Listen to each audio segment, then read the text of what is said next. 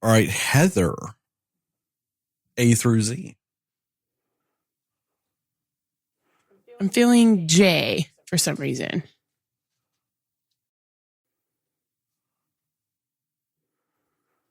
You're the worst letter picker ever.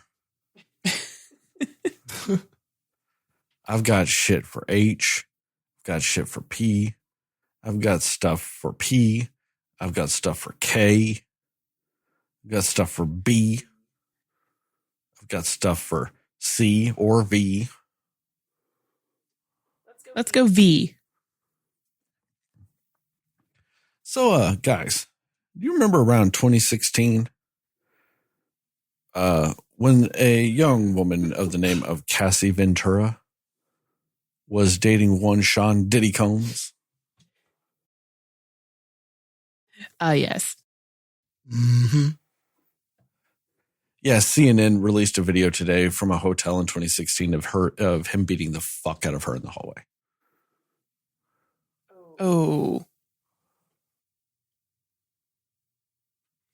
Yeah. Like, how bad are we talking? Like, okay, Jastin. All right. I've got a good way to describe it. So if I'm thinking correctly, there's a wrestler named Randy Orton, also known as RKO. What are some of his signature moves? I don't think this is technically a finisher, but this would be considered a signature move of his. oh my God, I'm thinking of several, but one is the Randy Orton stomps, where a person's on the ground and he's just stomping and basically kicking the living crap out of him. You're kind of close. I'm thinking of one particular signature move that was banned for a little bit,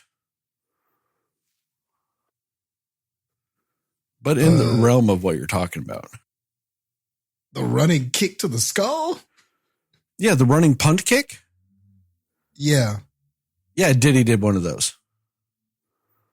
What? This woman is on the ground and he just more or less runs up and just kicks her across the face. Or just into her at least, but yes. Just a punt kick.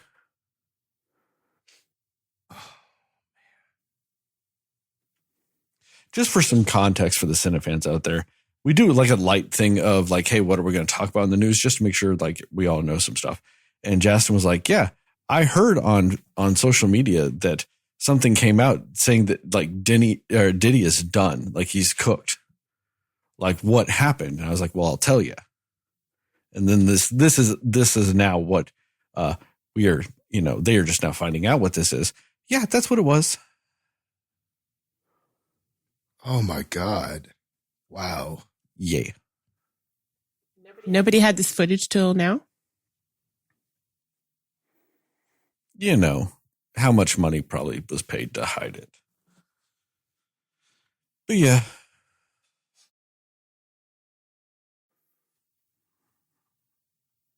I don't even know what to say. Like, but now I understand those tweets. I understand now. Wow. You remember a few podcasts ago when we were talking about how, Diddy's a monster, and even if like a tenth of the crimes he's committed are accurate, he's just still a monster. Yeah. We told no lies when we said that.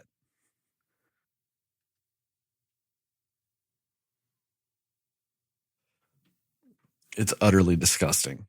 And I honestly, like, I have seen the video. If you haven't, don't. I mean, it's not overly violent or anything like that, because it is just security cam footage. You're not seeing like in-depth stuff, but just on a like human level, it's just incredibly horrible to watch somebody beat the fuck out of a defenseless person. It's disgusting. Like, this isn't like this isn't a fight. This isn't anything like that. This is just a disgusting, morbid person beating the fuck out of somebody that's supposedly a loved one of theirs.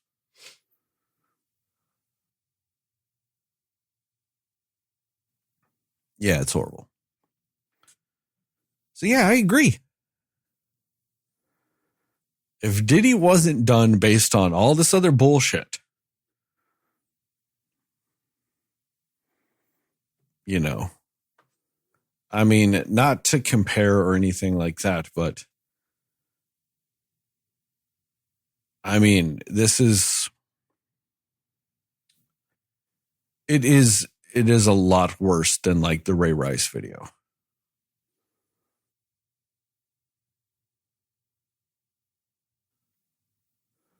So, yeah, I'll just say, watch it at your own, like, you know yourself, you know what might trigger your own, stuff. Just discretion. Yeah.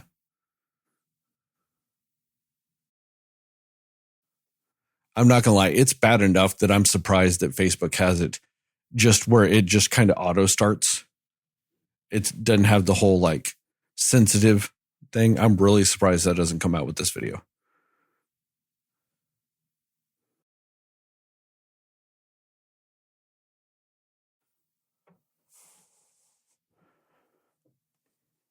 So, yeah. Yeah, that's all we'll say on that though. In other news, but also disgusting news, less movie related though. Last week, the kicker, Harrison Butker, for the Super Bowl champion Kansas City Chiefs, gave the commencement speech at the graduation for a Catholic college called Benedictine College. And he started it off going, "Hey, women, I'm really proud of you for getting degrees. But even my wife will tell you there's nothing better than getting married and having kids, though.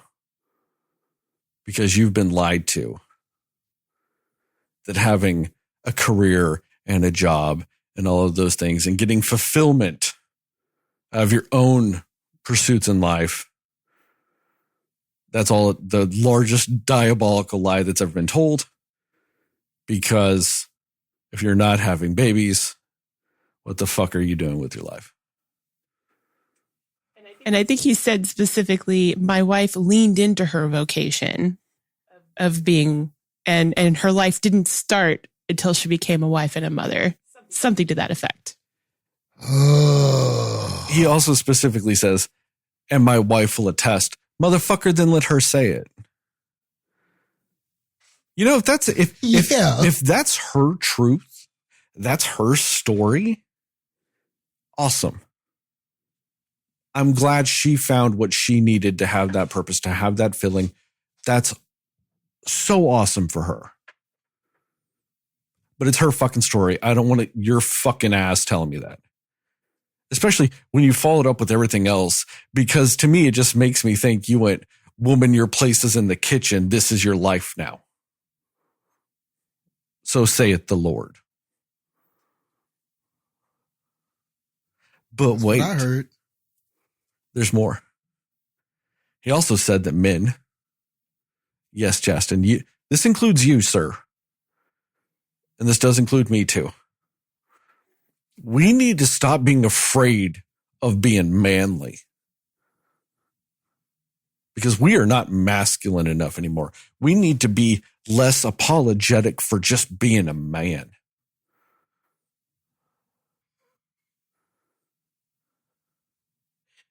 Jastin's face says it all. Hey, Jastin, when you're not a scumbag of a human being, have you ever felt the need to apologize for just being a fucking man? Why you even said that? I can't even answer it seriously. Like what the hell, bro? Like, it's up there with all those people. God. They're like, oh, they're making you apologize, like making you apologize for being white now. Motherfucker, I've never had to apologize for being white. And it's mainly because I don't run around doing a bunch of racist ass shit. Like, so if I don't run around doing toxic masculinity bullshit, never once had to apologize for being a man. Yeah. I've never once had to sit there and go, man, I am so sorry. I just happened to be born with an XY chromosome and a penis. I am so sorry. Nope. Never had to do that in my life.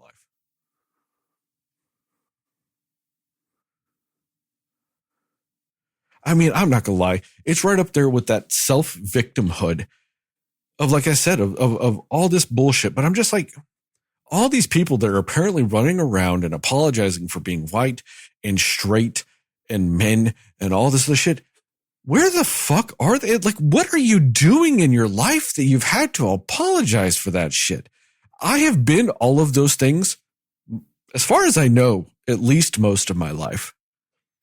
Never had to apologize for any of it. Never had to apologize for being straight. Never had to apologize for being white. Never had to apologize for being a man. What the fuck are you doing with your life? What kind of scumbaggery are you running around doing on a just hourly basis that you're having to apologize so fucking much for shit? But Jastin, it's because you're afraid.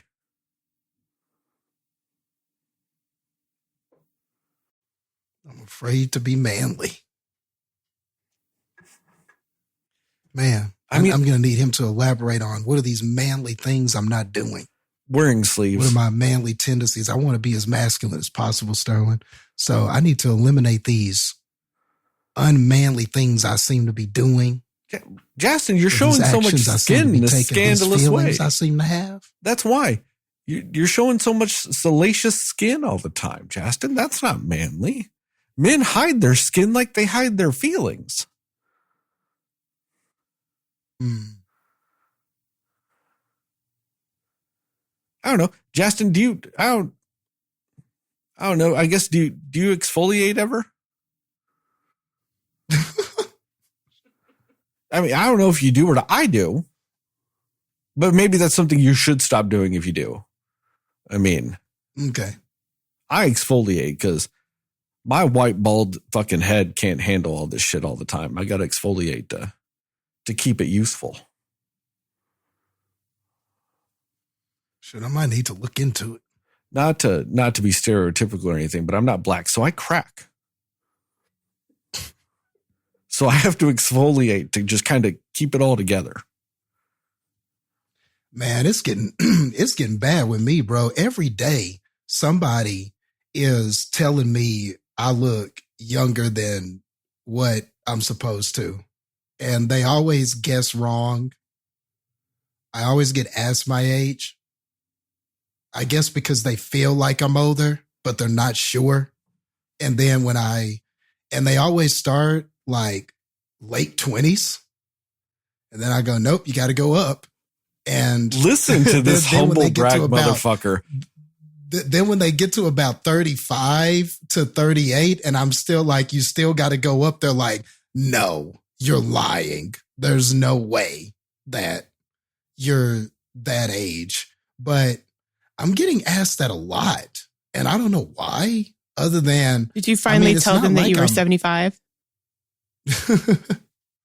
I should start doing that. I should go higher. You need to start fucking with people, Jastin. You need to be like, I'm 62. I'm counting down the days till retirement, buddy. Yeah. Really fuck with them. I do. I need to. I really need to. But I don't know if I should be offended. Lately, like, no one asks me that.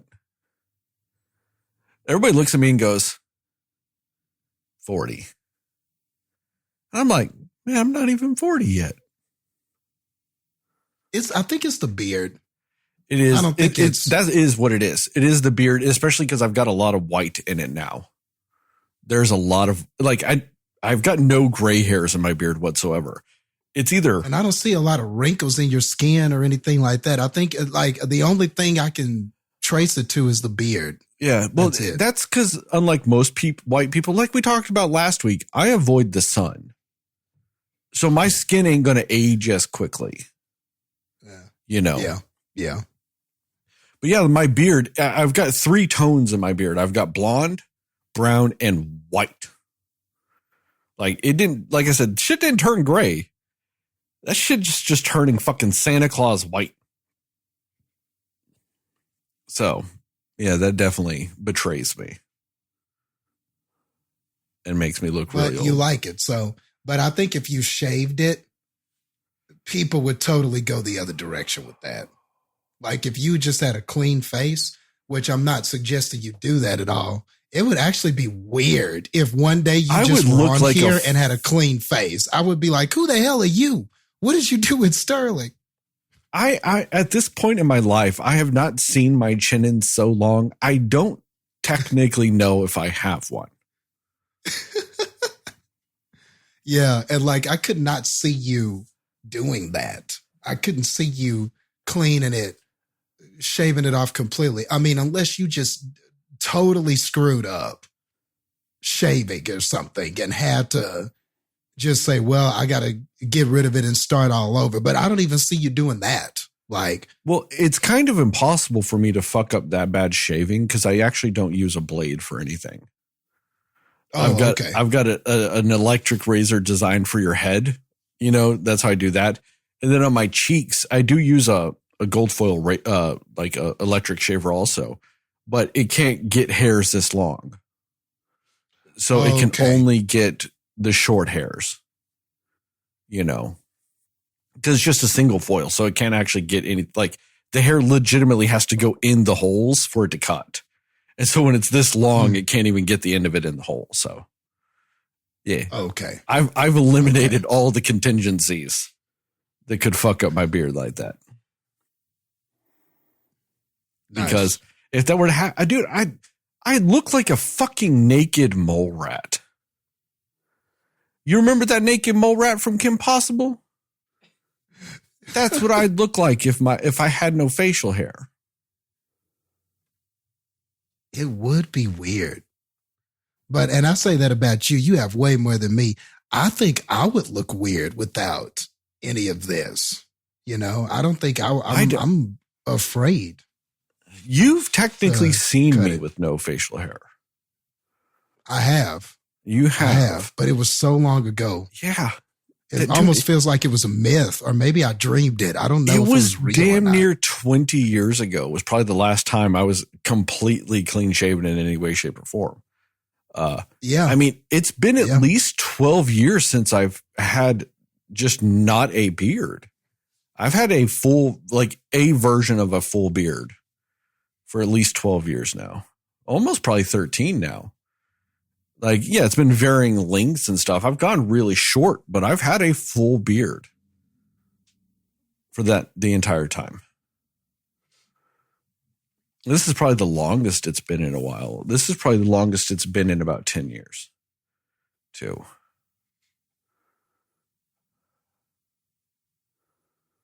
So, anyway, I'm not even done with what the bullshit this man said, too. And then another point. Yeah. At another point, too, he was like, hey, guys, you guys are so full of pride for the Lord. And that's great because it's not the 7 deadly sin pride that has its own month. Talking about Pride Month next month. Oh, man. This guy. Wow. I hope Travis Kelce accidentally punches him.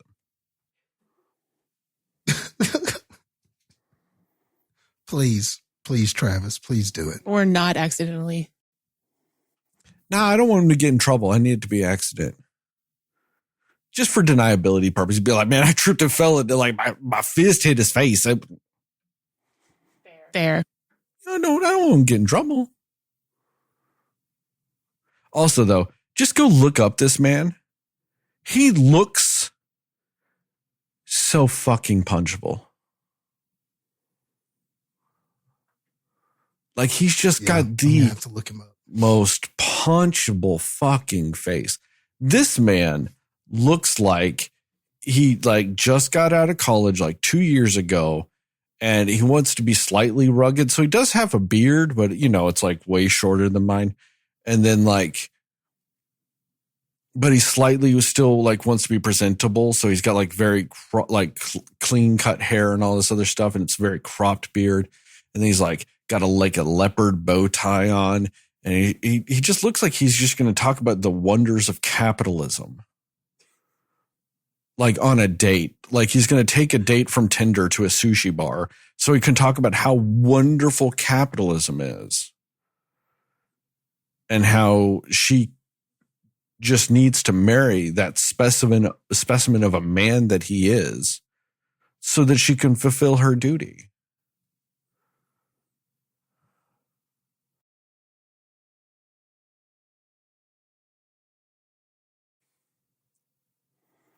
You remember that party, that bachelor party at the end of Promising Young Woman?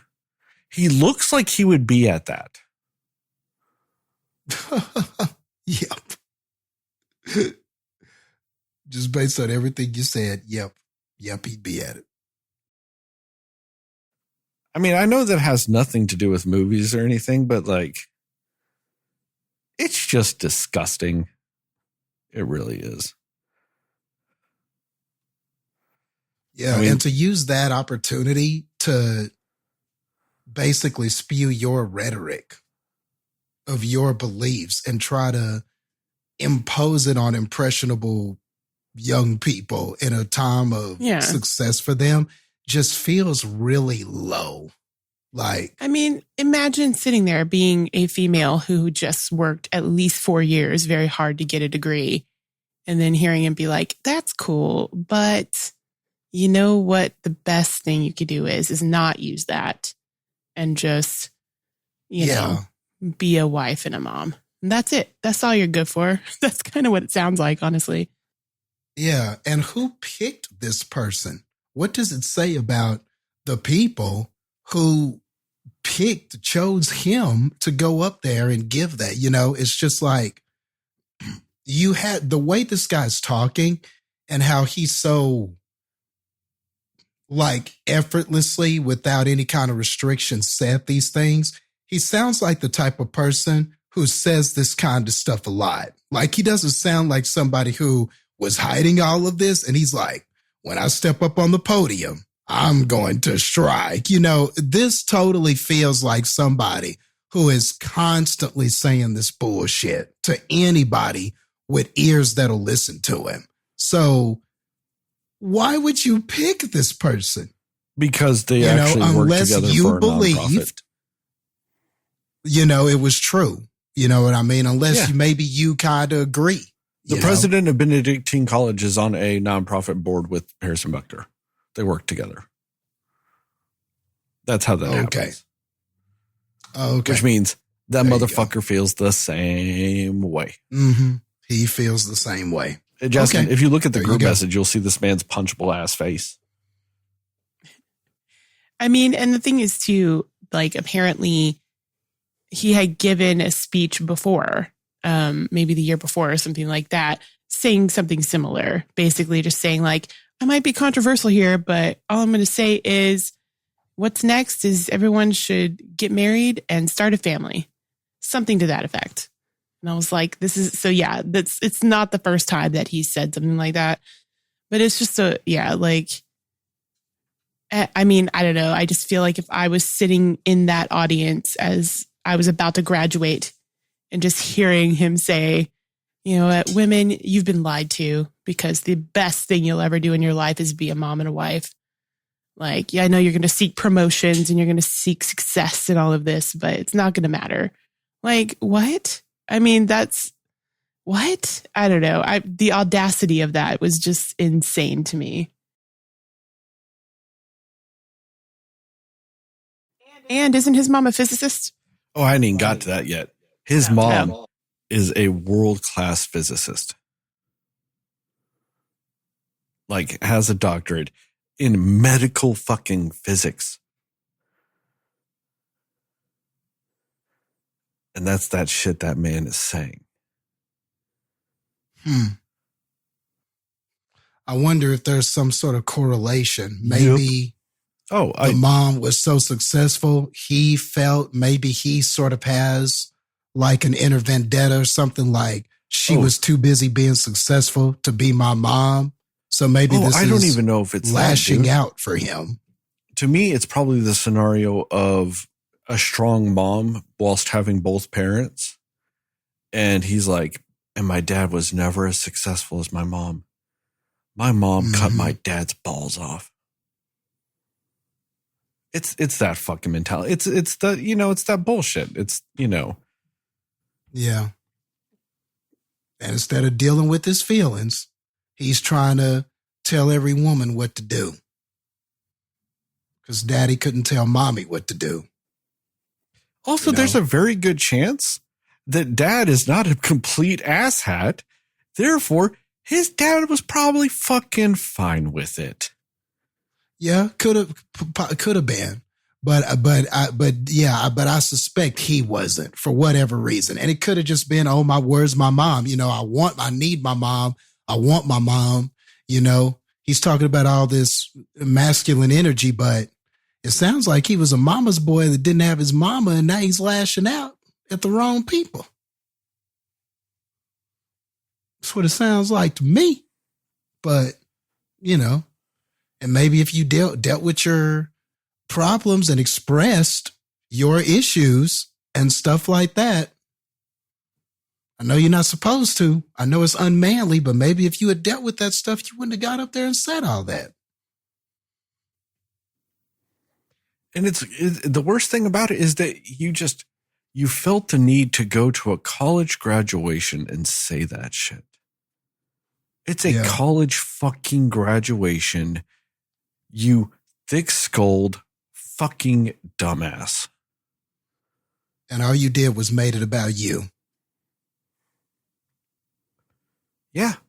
That college. You made it about you. Bottom line, you made it about you. Benedictine College is about to have to tell, it's probably about to have to lower its tuition for women to about $3 because no woman's going to fucking go to that college now. And their fucking numbers are going to get all screwed up. And they're going to be like, but why don't the women want to come to the college that tells them to go be moms?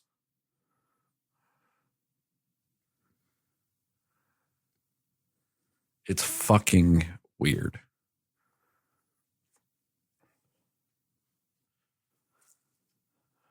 Anyway, I think that's all I got today. Two big ones. Did you see the man's face, Jastin? I'm sure I'm in a fantastic mood after all of that. Thanks for dropping those goodies. We have the most upbeat and cheerful news section of anything possible, really. But did you see that man's face, Jastin? Yes, I see it. When you looked at it, did your hand just naturally clench into a fist? Because that's what mine does. When I just look at a picture of that man, I just didn't realize, oh, wait, why is my hand in a fist? He does have a punchable face. Maybe that's the commonality between all of these people. We think we want to punch them in the face because of the shit they say. Maybe they say the shit they say because everyone wants to punch them in the face. Because they just got that face. You could be right. Could be right. Anyway. Maybe he blames his mom for that too. I got the punchable face genes from you, Mom. Yeah. I saw Granddad. He had a punchable face too. And Uncle Leo. Always wanted to punch that man in the face. It's your fault, Mom, that everybody wants to punch me. And I tried to tell you, but you were too busy being a physicist.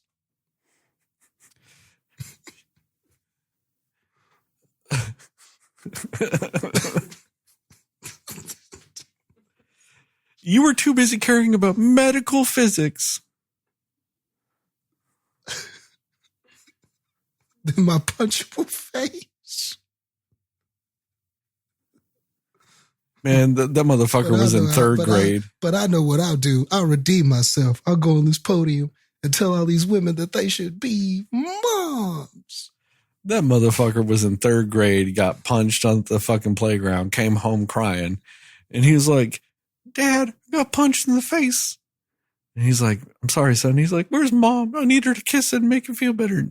Dad's like, you know where she is. She's doing medical physics and providing for this family. And young Harrison was like, but my cheek, it got punched. Damn you, Mom. Damn you. Uncanny. Oh, young Harry. All right, let's do this movie.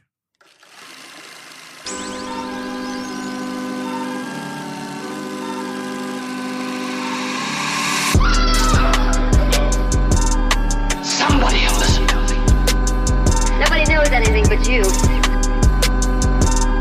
All right. Are you ready? Yes. Come on. Cinema Slayers. Hey, Cinefans, and welcome back to another episode of the Cinema Slayers podcast. I'm Sterling, and as always, I'm joined by Heather and Jastin. And tonight, we're going to talk about what we liked, didn't like, and everything in between with the new movie, Kingdom of the Planet of the Apes.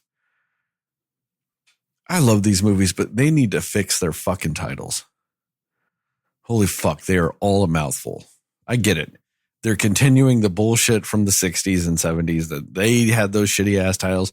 Beneath the Planet of the Apes, Conquest of the Planet of the Apes. I think it's the fact that it's like of that makes it weird. Yeah. Yeah, it's like Kingdom of the Planet of. Yeah, Kingdom of the Planet of the Apes. Dawn of the Planet of the Apes. It just sounds weird. It just physically feels weird to say out loud. Anyway, it's hard to abbreviate. You can't even abbreviate it well, you know. But we are gonna talk about what we liked, didn't like, and everything in between with this movie. We will go spoiler-free recommendations and scores, and then into a more spoiler-centric section with time because of the description to allow you to jump around in both audio and video formats. With all that,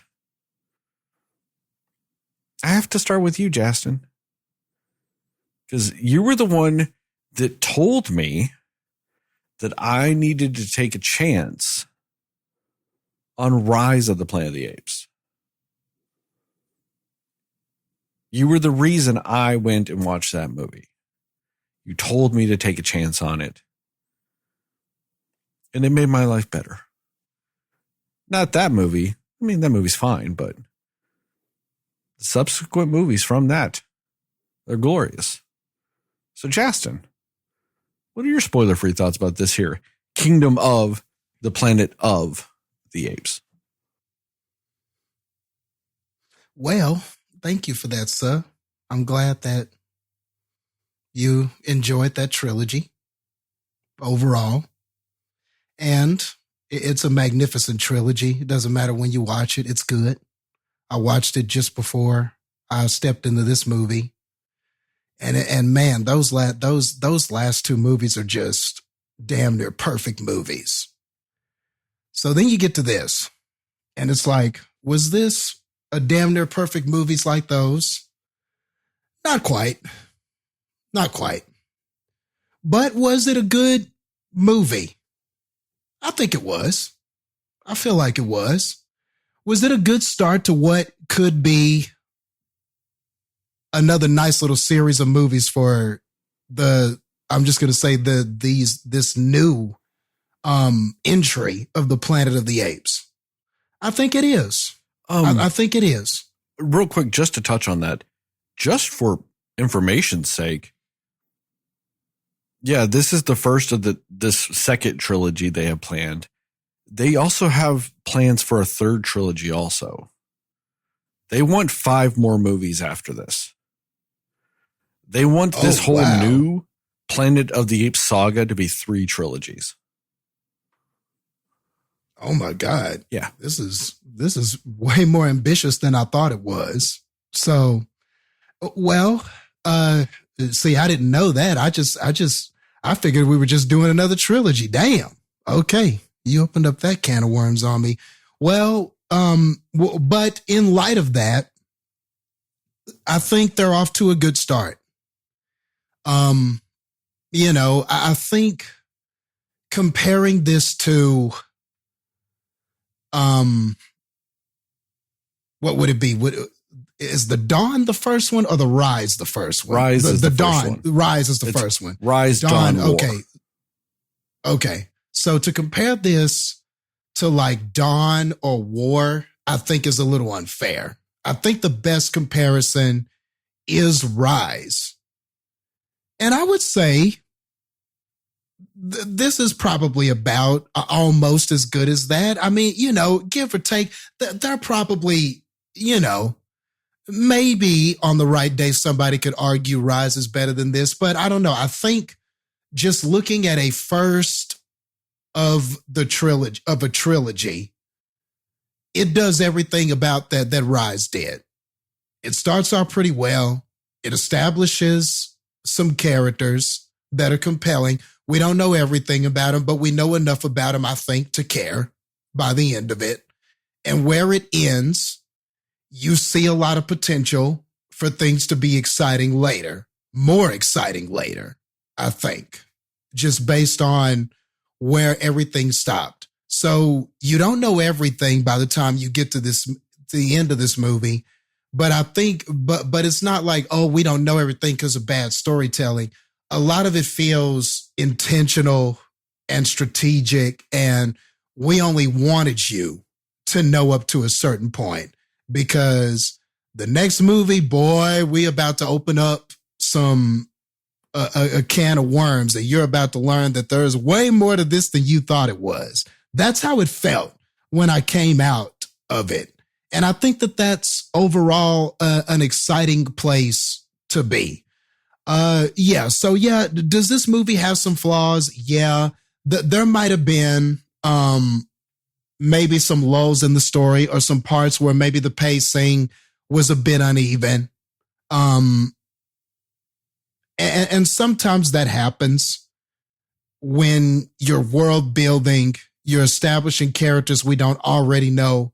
We're coming into this and we're already so familiar with this story and this franchise, and you're sitting there, and even though you're being introduced to all these new characters, and they're fine, the voice acting is good, the movie looks incredible. I mean, God, the graphics are amazing in this. I mean, but they've been amazing in these Planet of the Apes movies, and they're amazing here. All of that is on point, but there are times where certain characters remind you of characters from the last trilogy, and you're like, man. And sometimes it makes you miss those characters because they were so good and they were so well developed, and you have to kind of like force yourself not to do that. You have to be like, don't do that, Jastin. I'm watching this movie. I need to try to invest in this movie. I need to try to invest in these characters. So I do think this movie was up against the challenge of following something that was so great. Like, it's like those MCU movies that came after Endgame.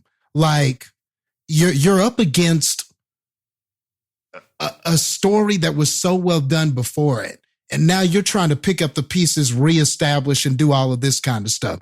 So it's a tough place to be. And this didn't succeed at everything, but given the challenge, I do believe it succeeds at enough things. For the most part, I think the story is very good. It's compelling. I like the Noah character. I like several characters in this, but Noah is our main protagonist, and I like the Noah ape. I think that it's going to wind up being good. Raka was another great character. Like the characters, I think, are very good in this. Nova, is another good character, the human character, another very good character in this. So, and I think for the main characters that we were following and the main characters that this narrative was focused on, I think it does enough development with them, and there's enough conflict with them. There's enough complexities to them that I could see this being able to drive better narratives later, even though this was not it didn't start the best way here, but I definitely see potential for these characters to grow and for these characters to change and develop and maybe show sides of themselves that we haven't seen, that we did not see in this movie, but you feel like there's potential. You feel like there's more to them, and you feel like you're going to get that later. So for a first movie, that's a good place to be. Overall, I think I'll just end it by saying, the plot plays out pretty well for the most part. There are some narrative things that maybe I thought I would have liked explained more. This takes place a bunch of generations after 300 years. Yeah. Okay. So thank you for that. 300 years to be exact, since the war for the planet of the apes and Caesar's death. So that's a lot of stuff happening in between. And there are times where you can't help but wonder, how did some of this happen? Like there's times where you understand that these things happen and that by the natural occurrence of things, okay, I can see how this could have happened, but there are some questions still that I wonder if the narrative could have spent a little more time just talking about what these transitions were. It feels like, in a way, you just kind of got thrown in. It's like, yeah, it's 300 years later. Here we go. Let's go. And for the most part, it works. But there were some times where I was like, man, I have questions, and, I hope I get answers, but I'm not sure I will. That's kind of where I am with it. So, but none of that, even though there are those things, none of it overall stopped me from having a good time. Overall, I had a good time watching this. It's not exactly the tone, and I didn't exactly feel the same tone and ambition and kind of the sometimes magnificent heights that the last two movies reached. It doesn't always get there. But I do think there may be potential to get there. And that's all I can really say right now. What the best thing this movie did to me was show the potential to be better. But unfortunately, this movie is not there right now. It's not there, but you hope it can get there. So yeah, overall enjoyed it. It's solid. It's not bad. It's pretty good, but not great, in my opinion. Heather, what about you? Yeah, I think that was a good comparison you made with like comparing it to like the end game and then everything after that. Because it really is one of those where, I mean, how do you really compare or beat that last movie that they did? Yeah. You know what I mean? Especially when you have Andy Serkis. I mean, that's kind of gonna win everything ever. But like it has that feel of, we want to just continue making amazing movies just as good as this one, but it almost has that tone. And I feel like that's kind of what happened with the Marvel movies too, of like just going through the motions at that point, and not to say that this movie went through the motions, but you could just very much tell that they were trying to really replicate the impact of the ones before it. And that's not a bad thing because, like you guys have said, those are really good movies. that like aside from, and I hadn't seen those until more recently because of this movie coming out. I know it's a travesty, but because it's funny, and the reason why is because I was so turned off to the Planet of the Apes movies for so long, because the first one and only other one I had seen before these was the Mark Wahlberg one. And so that was what I had to go by. Whoa. Are you saying right now, in the year of our Lord, 2024, you've never seen any of the original Planet of the Apes films? That is correct. I know that last scene that happens, but I have not seen those movies. Yeah, but you haven't seen any of the rest of the shit. Who gives a fuck if you know about the last scene of the first movie? You didn't see all the other great shit in the movie.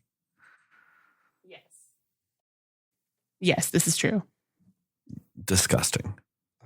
I feel sorry for you, though. Jastin, she's your fucking friend. That's all I'm saying. She's your fucking friend. Damn.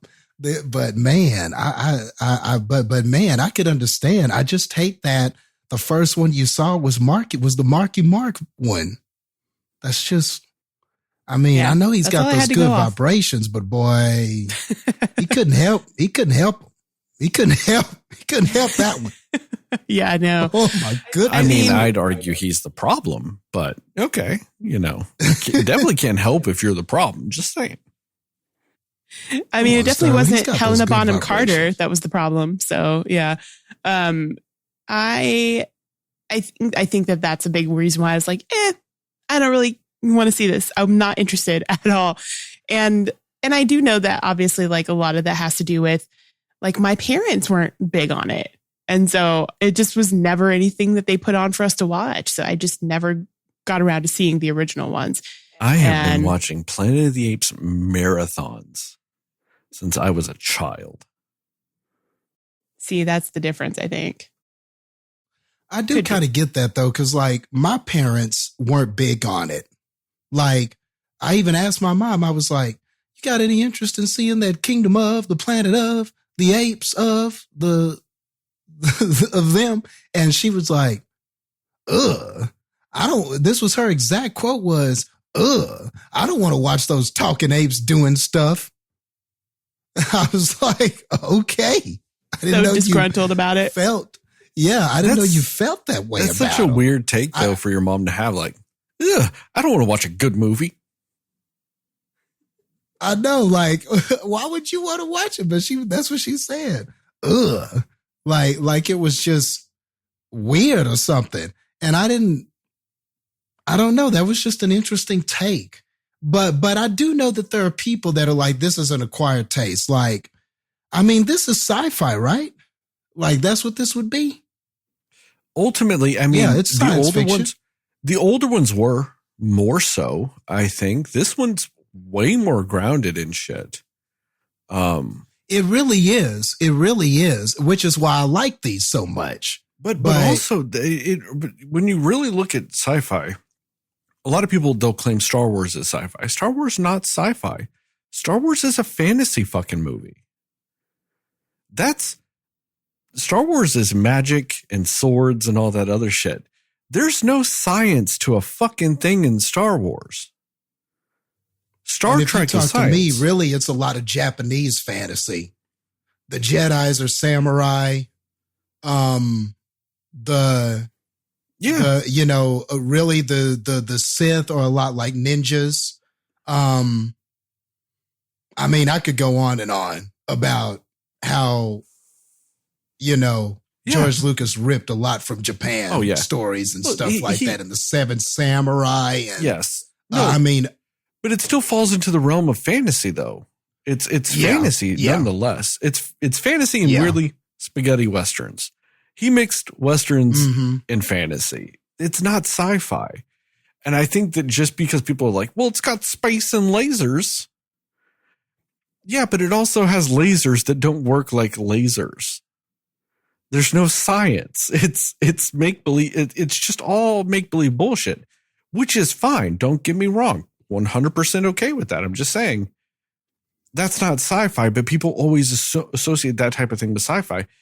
This falls into the realm of sci-fi because it's fiction that plays with science. You know, there's the scientific basis for the fiction. So it is sci-fi. Less sci-fi than the original saga, but still very sci-fi. Yeah. And that's what I've always considered it. And I was making that point to kind of say, to kind of mirror something what you were saying about Star Wars. People can be very particular about their sci-fi, just like how you kind of have that strong position of, I don't really consider Star Wars sci-fi. But then there are these people who they only like certain sci-fi. They don't like, I rarely meet somebody who likes all of it. You tend to gravitate towards some shit. I can see that. You know, the Trekkies don't like Star Wars as much. The Star Wars people don't like the Trek as much. Think about a couple of weeks ago. The Dune people don't always like this over here. And then I feel like Planet of the Apes is the same way. There are people that are all on this ape shit. And then there are some people that are just like, nah, man, it's not my sci-fi. And that's weird to me. I can't explain it, but that's how it seems to be. Dude, that's fair, Jastin, because I live that. I love Star Trek. I'm okay with Star Wars, but I love Star Trek. But then I hate Dune. See? And I love Planet of the Apes. And like, to me, it's because Dune dips a little bit too much into kind of like magic bullshit, which is funny because I also love magic bullshit. I'm just not the biggest fan of magic bullshit mixing with my science bullshit. You know, and I think it's big on prophecies, religion, stuff. You know, it's got a lot of those types of beats to it. Yeah. And I like my sci-fi I tend to like it just more sci. I like the sci part of the sci-fi. And, you know, and that's what I mean by Dune's got some magic bullshit, because it's got prophecies. It's got visions. It's got elements of that type of stuff. And, you know, all of those movies have been ruined for me because we got the perfect one in Krull. That is the perfect blend of sci-fi and fantasy. Why am I going to watch all this other shit? I've seen perfection. I'm not going to settle for all this other shit. I'm not going to battle you. I'm going to let you have that tonight. I'm feeling generous tonight. But what I will say is I'm definitely more fi than sci. And that's probably where we differ. Maybe that's the reason why I like Star Wars more. I'm more fi than I am the sci. And I like all that Japanese shit. I like all that Japan shit. You know, when I watched The Mandalorian, that was right up my alley. You know what I mean? Because it was Lone Wolf and Cub. That's what it was. It was the samurai, the unnamed, the Ronin samurai warrior having to take care of this kid and everything. That's what the Mandalorian and Baby Yoda was. It's that Japanese shit, man. And like you said, the spaghetti westerns and shit like that. But even spaghetti westerns pull from a lot of Japanese shit. That's why I gravitate towards Star Wars, man. I like the swords and the honor and the use your key or the force and all of that shit. For me, it's more along the lines of the shit that I like, which is why I gravitate towards that. But Apes, I think, is almost, when done right, it is the perfect blend of both. You know, you get the science, but there's also the whole thing of evolution and our relationship to apes and all of that stuff. And then you've got kind of the fiction of it all with them talking and all of this kind of stuff. So I don't know. I think it's a good blend of both. I don't see why anybody doesn't like it, but I've got a theory. That's how people are. And I've also, don't worry, Heather, I've got an amazing transition to actually get it back to you because we totally hijacked you talking about this. Sorry. But my theory is, would it be because, yes, it has the psi like we talked about, but where the phi part of it comes into play is that this is creating a new type of world more akin to like a Star Wars and stuff like that, where it has the world building elements that those stories have. Cause you also liked the Dune movies. So it's like the world building elements of Dune and Star Wars and stuff like that in the fiction part of it, that maybe that's what snags you in these. Yeah. Yeah. And maybe that explains why I like Dune a little more than you. Of course, obviously I'm not as high on it as Star Wars, but like you said, leaning more into that fi, you know. And with that, like I said, Heather, I've got a great transition for you to then let you take this back over and finish your part 2. Do you think that that's why you've also kind of avoided these? Because as you've stated in the past also, you're not big on sci-fi in general. Like, I think you've been more okay with fantasy stuff to some degree, but when it comes more to like sci-fi stuff, that's kind of been the realm of movies you've tended to dip into the least. Yeah, I would agree with that. Cause like, yeah, I mean, especially with sci-fi, it is so hit or miss because that's not my favorite genre. But I think I probably would lean more into the fantasy sci-fi stuff because like, you know, I even think about, I mean, I actually don't really care for Star Wars or Star Trek. I just haven't seen enough of really. I've seen like 2 things of Star Trek. So I'm not this or that for that. But I mean, I will say that probably the storylines of Star Wars would probably rope me in quicker, if I'm being honest, you know? And yeah, like I'm thinking of, you know, I know Sterling's got a disdain for this, but, Lord of the Rings, you know, like more of like that type of thing, the fantasy side of it. You know what I mean? I appreciate that. Or, you know, other things that are like that. I would lean more into that. So, but I mean, kind of to something else that you said here though, we're going to try to blow past it. The anger brought up Lord of the Rings in my fucking Apes podcast. That is garbage. I knew he was going to have something to say about that. Listen, I was trying to bring up something other than Harry Potter in that realm. So that's what you got. In this day and age, that's fair. I can actually accept that argument. I mean, and even thinking about like Game of Thrones type of thing, you know what I mean? Like that type of stuff. I mean, I would kind of call that like, you know, sci-fi fantasy type stuff, you know? So fantasy. There's no sci-fi in any shape or form in that stuff. Okay, that's fair. I'm just saying that is 100% fantasy.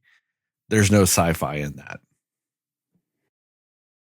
I mean, and I guess like, yeah, that's fair. I guess I think about like the dragons and the monsters and the stuff, and like that made me think more sci-fi, but that's also fantasy. So you're right. But well, you said it yourself, dragon. Yeah. But I get it. I'm just saying like that type of, I liked the fantasy, like the storytelling of that type of thing, right? So if I liked that with even like a Game of Thrones, that's what I'm going to lean more towards in sci-fi type of, you know, the fantasy sci-fi version of things is what I'm going to like more in movies. So that being said, though, I do something that you had said earlier, about like creating a new world and everything like that. I do think this movie did a great job of creating that world of what it looks like when the apes are the dominant species, you know? And I feel like they drop you into the middle of this, and there's not really much explanation needed necessarily of like this and this and this is what's happening. And, you know, other than kind of the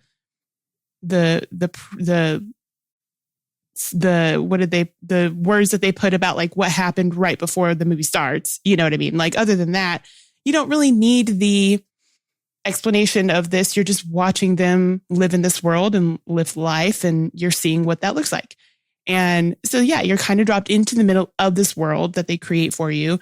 And it was easy to get into it. It was easy to kind of get on board and be like, oh, wow, like, let me explore this world that they're in and how they do things and what their rules are. And, you know, how are they surviving and existing together and all of these things. And I think it does a great job of that for sure. And I honestly thought that this movie was going to start like right after the last one ended, just based off of the first scene, but yeah, it didn't. And it was interesting to see sort of like how coming off of the last movie, certain things that take place in this movie because of that. And I think it had a lot of good undertones and messages of what it's like to to think that you're very justified in your actions, but you're really not. You're just kind of making that what you're about, you know, to make yourself feel better, but you're doing it in the name of something else because you feel like, you know, you know better than anybody what that would be like. And, you know, I feel like that's very real to the human world. And I appreciated that. I think that's a very great, relatable thing of them showing you just like, oh yeah, if they were the dominant species, the way that they are living is exactly how humans are. So they're not really that different than us, are they? You know, I feel like there's that whole message in there, which of course is kind of the point of a lot of these movies, you know? So yeah, I think they did a good job with that. And I do think the acting is great. I think they did really great. And the effects and like everything looks really, really good. You know, and I'm loving lately just seeing a lot of acting where it's all about facial expressions. And obviously in a movie like this, you're even more going to have that because that's all you're kind of going off of based off of what this movie is. But yeah, I think there are definitely some things that they could have left out or done differently. I do think it is an oddly paced movie. It felt slow to me, I'll be honest, but to be fair, I do think they're all very long movies. So they all kind of have moments to me where it feels a little bit slower in parts, except for, you know, before you get upset by that comment. I will say the movie right before this one, I didn't feel that way about that, but it's just one of those where sometimes, you know, you notice like, oh, okay, we've been in this section for quite a while in this movie. And I do feel like they had moments of that here in this. So yeah, but overall it's entertaining. It's enjoyable. I also agree. I don't think it's better than the previous couple of films. It's definitely better than the Mark Wahlberg one. And yeah, I mean, I'd probably say, I mean, geez. Yeah. What if I was just like, that's the best Planet of the Apes movie? I think I'd be kicked off this podcast if I had that as my thought. I'd blow up. It would have been a fun episode arguing with you up and down about it, though. Oh, hell nah. Her shit would get cut off real quick. I wouldn't exist in this podcast episode. I'd go back and edit every single episode to act like she never existed. We'd be doing the end of fucking No Way Home. Just no one knows who Heather is. It'd be just the whole podcast is just me and Jastin. In episodes where it was one of us and her only, it would just be that person talking. And I'd leave the gaps. Like, so there might be like 20 minutes of where Heather was talking and it's just silence. I mean, I wouldn't actually blame you. If that was my actual opinion, I would be 100% understanding of why you would do that. I mean, that movie's so bad that Tim Burton's own mama couldn't like that movie. His mama. For at least 8 months after that movie came out, Tim Burton's mom didn't even acknowledge she had a son. Let's be real.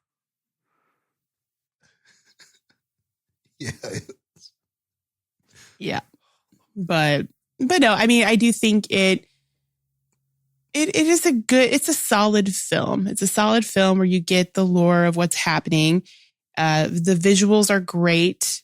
And I don't know, there was some really good, powerful moments and just great moments, especially between a few of the different characters and just their friendships or their relationships. And you see that in this film done in a really good way, I think.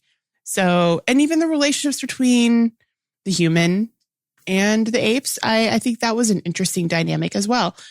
Definitely not quite the direction I expected it to go, but it was still good, with what they did throughout the whole movie with everything with it. So yeah, it's a solid film. It's definitely, it didn't disappoint, even though I'm never like, yes, I'm excited about the Planet of the Apes movies, which that's why it took so long to watch the others. But now that I have, I understand why, people love them. So, oh no, just all the glares today, guys, all of the glares. But I'm just trying to say that I understand the hype of the other ones and they're great. And this one, it's not a terrible entry into this, franchise of movies. Not the best, but not the worst. So, and even the worst isn't, bad. So yeah, it's a solid movie overall. This movie is what Avatar 2 wanted to be. Like visually and narratively speaking, this is the movie they wanted to make. This is just visually an utterly stunning film. Another example of a sci-fi thing I did not watch because I just didn't care. That's fine on those movies. I get it. But this movie is just visually just breathtaking. I mean, it is so good visually speaking that like, if you were to lie to me and tell me that they figured out a way to actually film apes doing this shit, I could almost buy it. Not quite, but almost.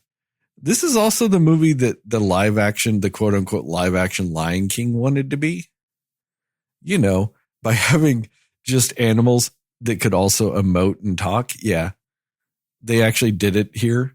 Well, I mean, they've been doing it in this franchise with these movies, but once again, it just shows that when you actually care about what you're doing and just take the time to do it, it pays off because, it wasn't just a bunch of soulless creatures saying words for an entire movie.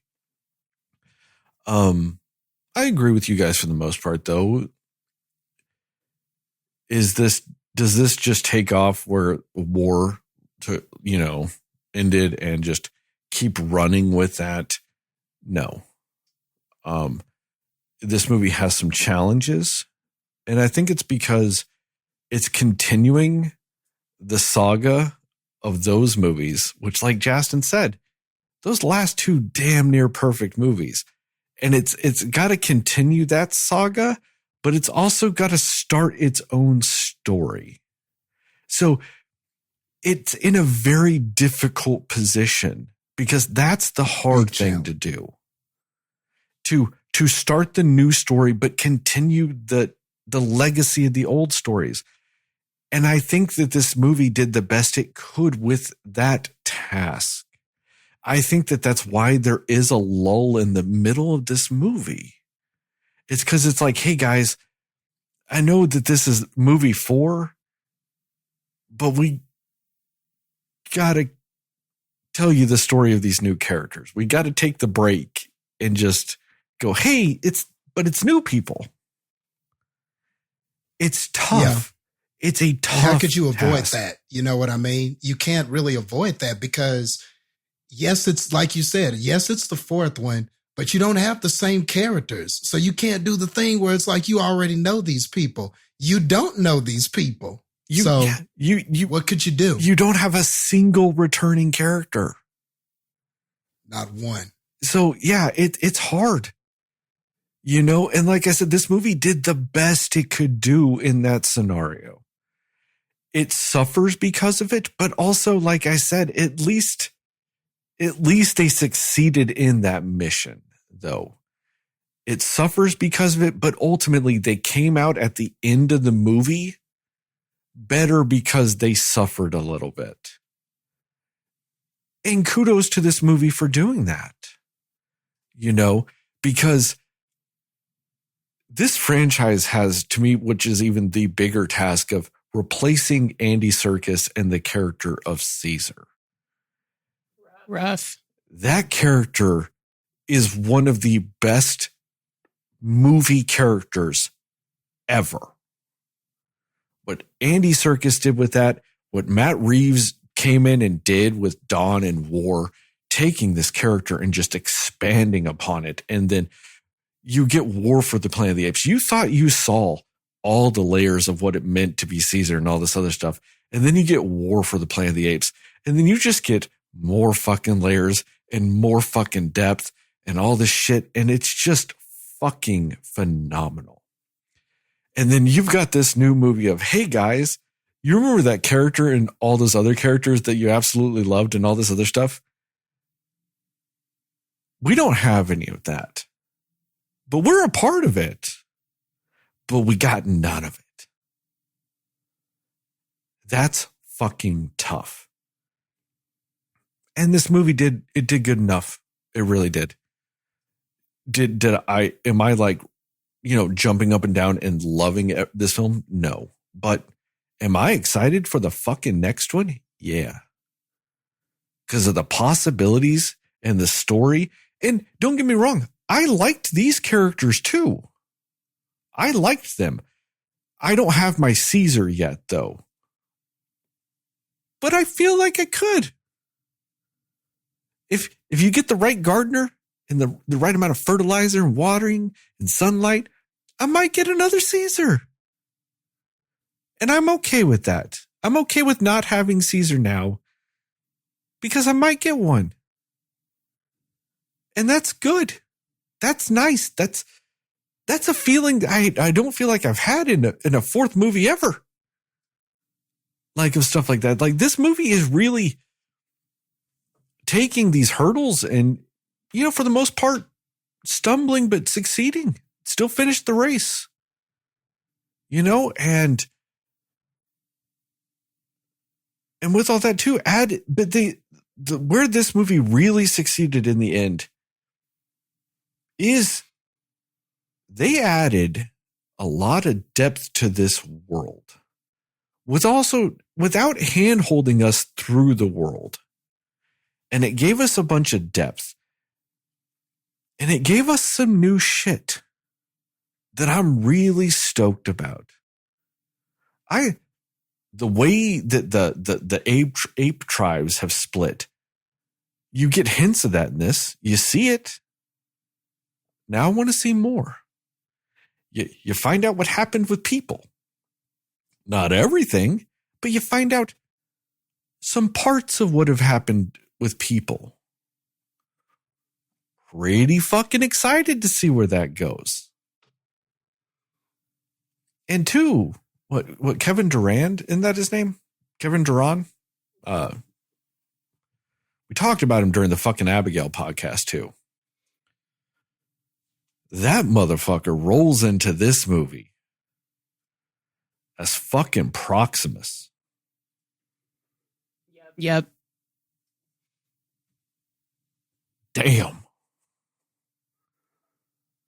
Now, Proximus, though.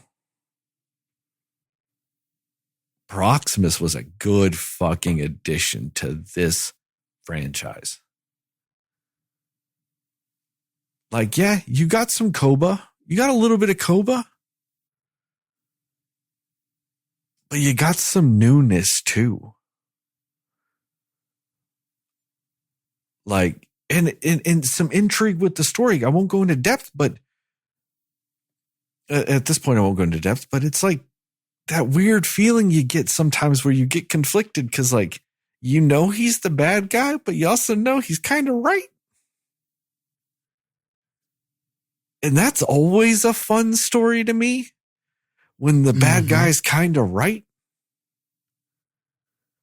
I like that because it shows depth.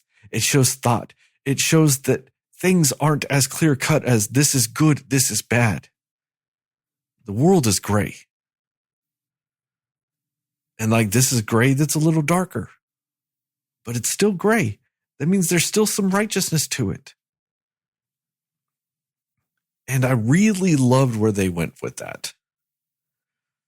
And two, he was just a fucking great character. I loved the way he acted. I loved the way he spoke. I loved the way he just presented himself.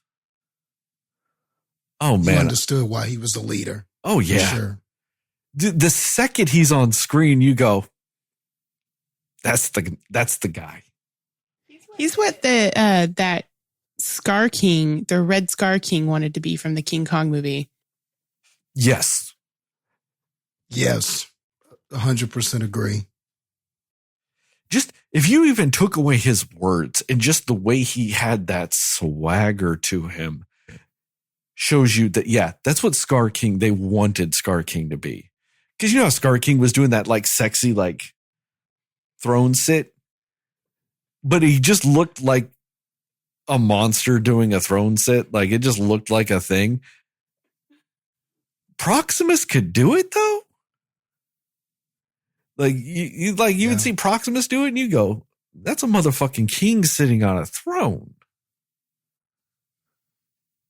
Yeah, Scar King is definitely a cosplay of Proximus Caesar. It's a small spoiler, but I don't care. But there's a scene with a gun, and I just love the fact that Proximus is like, "You got any more of those?" That was some boss ass shit. He sees a gun and he just goes, "Now where can I get one of those?" I loved it. Like, that's the type of shit. That's a leader. Like, but also just the mentality of he had of the idea of like, there's knowledge there that I want because myself and apes will get better faster with that knowledge. Yeah, that's smart shit. That's leadership shit. Knowing that you don't know everything, but knowing that if you knew it, you'd be better. That's leadership. That's a nuanced character trait that is left out so often. I loved the fact that he wasn't that I'm the king because I'm the best and I know everything and whatever I say is the right thing and all this. No, he wasn't that king. Now, he had the swagger of that type of king, but he also knew that he could be better. And that's not something a lot of villains or kings or any of that type of thing do. And I loved those traits in that character. And then, you know, then they brought some back some of the Planet of the Apes hits. Well, you got to have the orangutan that is the smart, like, religious zealot. That's been a trait since fucking movie 1. And they brought it back with Haraka. That was a great fucking character too. And what was the Noah? That was the main guy. Yeah, Noah. Yeah. I mean, that's solid as fuck though. I liked him as the point of view character. I liked him as that character. I liked seeing the nuance in some of the stuff he did. And you know what? It's not the direct opening of the film, but it's the opening to the new setting of the film. That's a great fucking way to open this movie. 3 apes just climbing the desolate remnants of what used to be a city. Oh, that was fantastic. Loved it. Loved seeing that. But yeah, I mean, I would argue, I'd argue that this is the 4th best Planet of the Apes film in general. Because I do think Dawn and War, they've got 1 and 2 just locked up.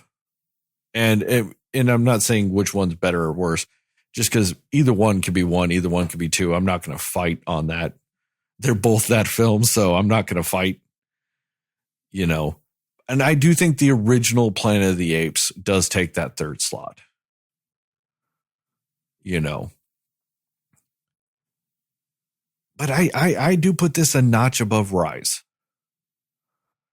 Mainly because they've figured out the CGI shit a little better than they had in Rise. Rise was when it was still a little shaky. Not terrible. For the most part, pretty good. But, you know, there are some scenes in Rise that are just a hair iffy. This doesn't have that. I think, and that's what gives it the nudge above Rise for me. It's got some, you know, some of the flaws that Rise has, or at least an equal number of flaws to Rise, with just consistently amazing CGI. Like, I honestly cannot think of a single scene in this movie. And it's the same with Rise, or not Rise, I'm sorry. It's the same with Dawn and War. I can't think of a single scene in any of these movies where the CGI just isn't phenomenal. Like, you know what I mean? There's not a single scene where I'm like, they could have done a little better on that. Nah, they just fucking great. Day in, day out. So that's why I'd put this just a hair above. It just makes you look at other movies like Argyle and go, what happened? You know? What happened? So, yeah, no, I agree. Oh, Jastin. Oh, did you have to bring Argyle into this? What is it with you and Heather just bringing up bullshit in this fucking episode? Man, Sterling, you know the CGI in Argyle needed its ass whooped, and I just can't get over that. Did it have the Harrison? Was that the Harrison Butker face of CGI? Just punchable? Just gotta punch it? Pretty much. Yes. All right. Well, you made it go full circle, so I respect that. Recommendations and scores? Yep. Yes. Recommendations and score. What you got, Heather? Yeah, I recommend it. I thought it was a good movie, and yeah, like it's again one of those where you don't have, like, even if this was the first one you had seen, which I wouldn't advise that to be the case, but say you were just like, all right, let me see what the hype's all about. Kind of like me with the Mark Wahlberg thing. Like, sure, I'll see what this is about. That's more acceptable to do with this movie. So I'll say, you know, it's one of those where you kind of get context of what's happening, even if you haven't seen the previous ones, and it's not hard to follow what's going on. However, of course, I do definitely advise that you watch the previous 3 films. But yeah, I think it does a good job of, again, bringing you into this world and seeing what's developed since the last film.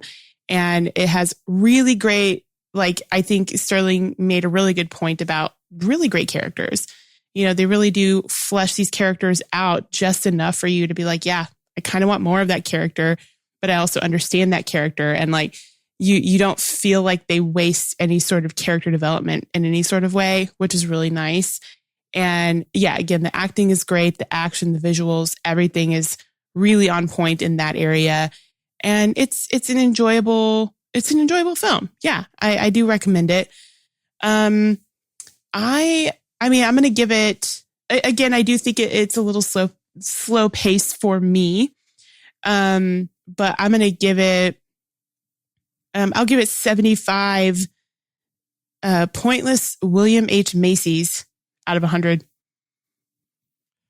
Jastin, what about you? Damn. Did William H. like that? They did. I didn't. This movie did.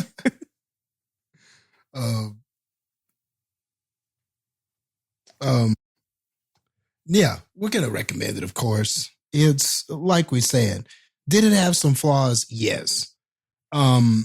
was it not as good as the last two films, Dawn and War? No, it's not. But like we all said, it's really unfair to compare it to those. The best comparison is Rise, because that was the launching point for those movies. And after the launching point of Rise, those last movies we got in that last trilogy got progressively, they got infinitely better. And sometimes that is the unfortunate thing about a launching point when it comes to this. Sometimes the launching point is just not going to be as good. A lot of times the launching point and the bridge movie have the hardest times being the better movies because they're connectors to something else. They have a tough time because they have the first one usually has the task of world building, and it has and Sterling talked about how difficult that is. The bridge movie has the unfortunate task of being the bridge. It's not the beginning of anything, but it's not the end of anything either. So sometimes it has that task of having to try to be good despite it's not going to be fulfilling because it's not the end. So I think sometimes when you judge these movies, you do have to factor in what are the challenges of the film. And not every film faces the same challenges. This one faced a lot of them. And it's still a good film. It's still a pretty good film. It's long though, brother. You might want to get that bucket of popcorn, brother. It's $2.25, brother. So you're going to be sitting. Your ass going to be sitting. So you might want that. You might want that bucket, brother. You might want to you might want to order something, when you watch this one, because it is big, $2.25. But overall, it was a fun $2.25. And I mean, if a movie is going to be $2.25, that's a long ass time, people. It better be good. Well, just to put it in a more succinct way, notice how I have not mentioned the runtime. And if somebody mentions the runtime first, it's always my ass. Yep. And I mean, come on, you gotta at least say that. Even though with that long running time, it was still a fun movie to watch. So I would also just like to point out that this movie is only about 10 minutes longer than Argyle. Just to continue that trend. Oh my God. Thank you, Heather. Another reason to be pissed about that. Thank you so much for that. Yep. Oh, my stomach hurts now. So yeah. So I mean, come on, man. It's $2.25. It's a gorgeous movie. We all said that. We all said that the story is good. It establishes some compelling characters, even though these are not our same beloved characters. Like I said, man, what I love most about this film is all the potential it has for this to be amazing. It really does. And I can't wait to get into, and I'm sure we all saw things and saw the potential in things that can talk about why this has so much potential once it ended. And I think that's a very exciting place to be, because man, we could have some amazing stuff on the horizon. And I think that as the launching movie, isn't that exactly what you want your launching movie to be? That's what you want it to be. It doesn't need to be perfect. It doesn't need to check every box, but it's got to at least put out there the potential for something great. And this does that. So I think you need to jump on the bandwagon right now. Don't wait. Don't miss them. Don't do like we did where we kind of missed them or caught up with them late in that last trilogy and stuff. Jump on now, because it really feels like this is going to be a trip worth taking, So jump on now. So with that, yeah, we'll give it, of course it's a recommend. I mean, honestly, with its flaws, I can't justify giving it lower than a B. So for me, I don't think it's lower than a B. So we'll go I'll give it a couple of points above a B. So we'll go 82. 82. Nova's applying the sleeper hold on the useless William H. Macy out of 100.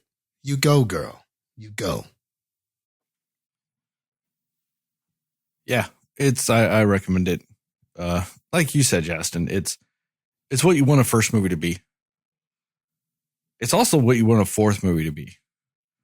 It's what you want a fourth movie to be, especially when you're planning 5 and 6. Also, it sets up the new trilogy very well.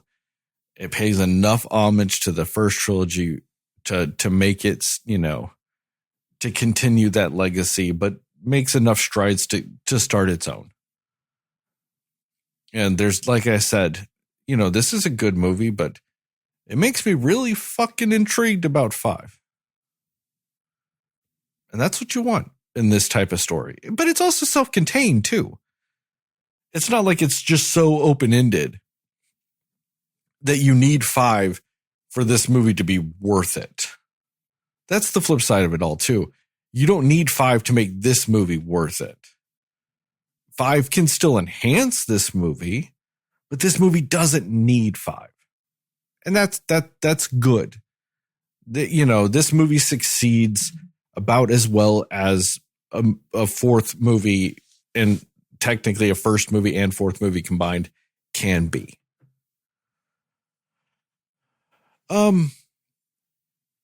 Weirdly enough, Jastin,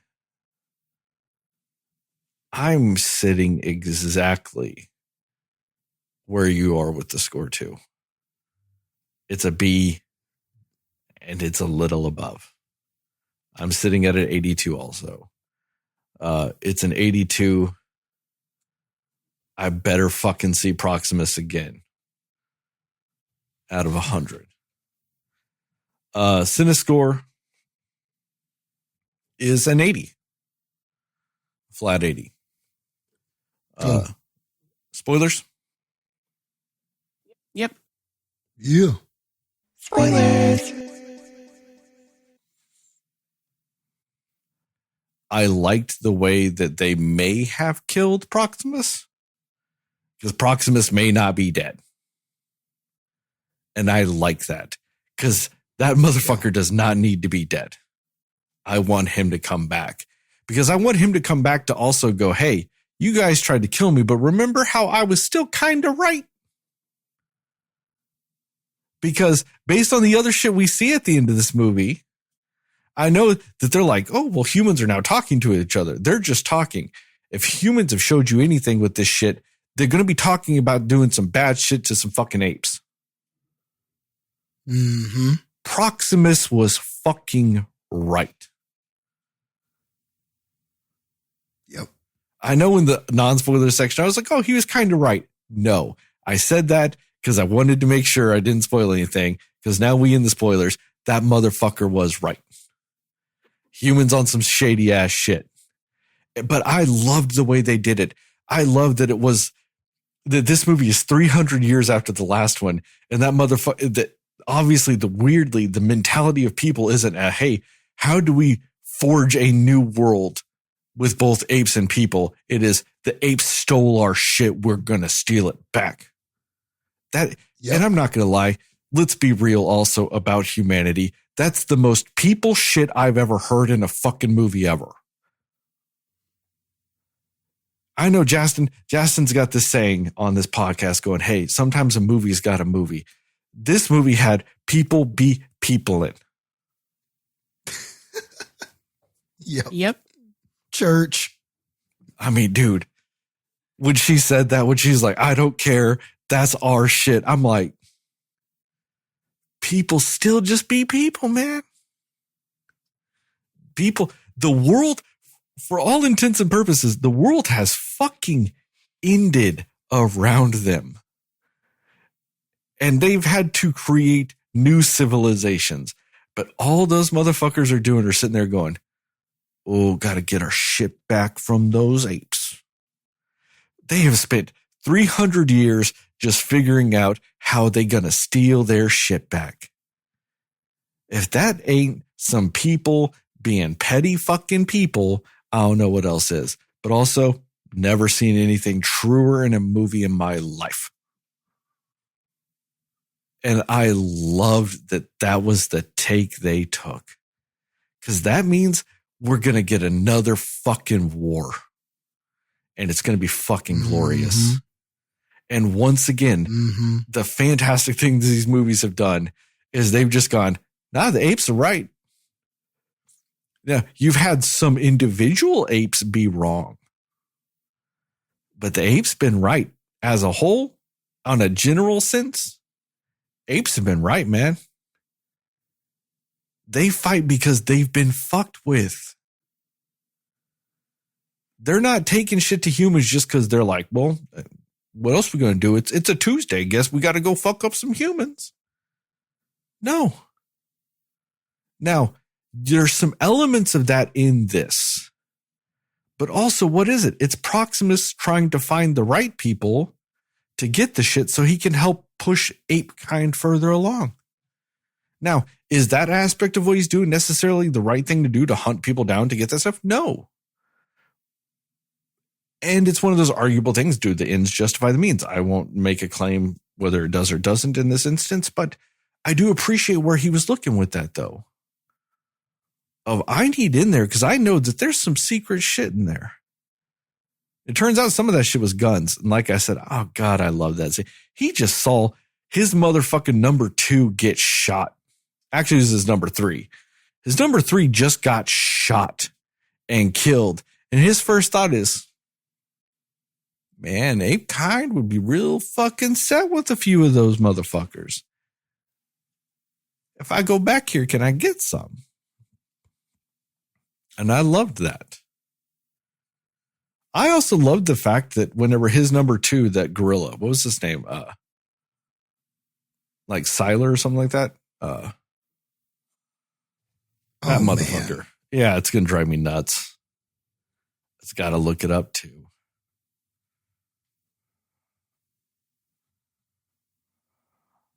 Man, this is great audio. Silva. There we go. Silva. Am I the only one that felt kind of bad when Silva died?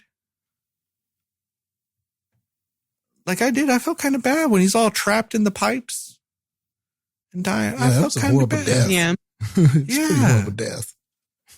Like, don't get me wrong. I understand why Noah did what he did. Because he's going to fuck him up. Like, I get it. But like, it was still kind of sad. I was like, oh, Mr. Gorilla. You poor guy. You didn't have to go out like that. That's a sucky ass death. But yeah, I like the fact that Proximus could realistically come back. And this is how I would do it.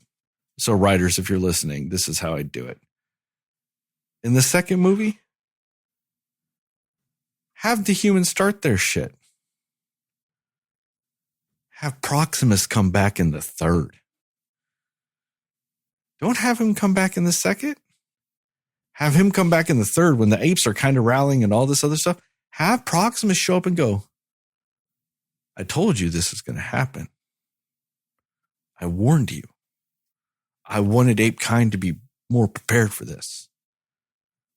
I ain't going to be petty, though. I'm not a person. I ain't going to be petty. Let's join together and go fuck these humans up. Sign me up, Proximus. I'd join his fight. Now, what would happen? How would you feel about a scenario where Proximus somehow joins the people? I don't think you would. I think that'd be a betrayal to his character. Okay. Because honestly, like I said, he cared too much about what he could do, like what his legacy would be, like what he could do for ape kind. Because he was even like, look, I'm not going to be around that much longer. He was he's very realistic about that. He's like, I know I don't got much left, but I want to make that impact. Like, for lack of a better phrasing and, maybe a different mindset of how to get there, he's like, he wanted to live up to the name of Caesar regardless. His tactics in doing so were un-Caesar-esque, but he wanted to have that legacy. of improving ape kind. Like, he didn't want to just lead apes. He wanted to improve them. And that is a very Caesar aspect to that character. Of he didn't just want to be their leader. He wanted to make their lives better. Tactics, wildly different, but the mission is kind of the same. And I kind of dug that. It's the two sides of the same coin. It's the Professor X and Magneto of it all. And another kind of wrinkle to his character was that he was very big on Roman history and like how they ruled and stuff like that. So there is this conqueror element to him, you know, because he was big on that stuff. You know, it's probably why he called himself Proximus. He wore kind of garb and armor that kind of looked like, you know, those times. So I think there was also a part of him that, like, yes, he wanted to improve ape kind, but what he envisioned, like he talked about, was this kingdom where he ruled and apes kind of could do all these amazing things. But it also speaks to like how they perfectly positioned everything in this movie. One of the things I liked about this the best is that I'm pretty sure there was a script out there before this one was greenlit where they had the apes already driving around in cars and living exactly like humans, but they're apes. I like that somebody kind of had the thought process here, though, that like, okay, even though we're 300 years in the future, they're still animals. They're still going to live. They're still going to want to be in their natural habitat. They're not going to be in suits, driving cars or flying spaceships or anything like that, because they're not just doing what the humans do, but now they're the apes. I like that it was their planet, but they didn't have use for all of that, a lot of that human shit. That they had built their own kind of places where they lived and had their own beliefs and had their own traditions and had their own things. I like that they just weren't people, but apes. You know, we've seen a lot of that before. But what was cool about Proximus's vision, though, is that he was like, man, the humans could fly. They could, you know, they could somehow fly and they could do all these amazing things and stuff like that. And that's what he envisioned for the apes. So you could see how Proximus's vision was to progress them probably to that point where they basically could do what the humans could do, but be apes. But we weren't there yet. So his ambition is kind of neat because even though we have seen this possibility before in other ape movies, I like how they positioned everything here and had a character who kind of could see that potential.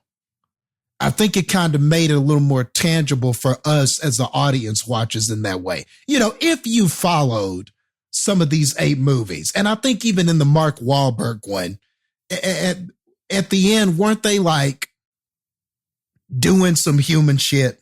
Like, yeah, but they were apes. So I love how that kind of fits in with, in a way, with some of the stuff we've seen before with Proximus.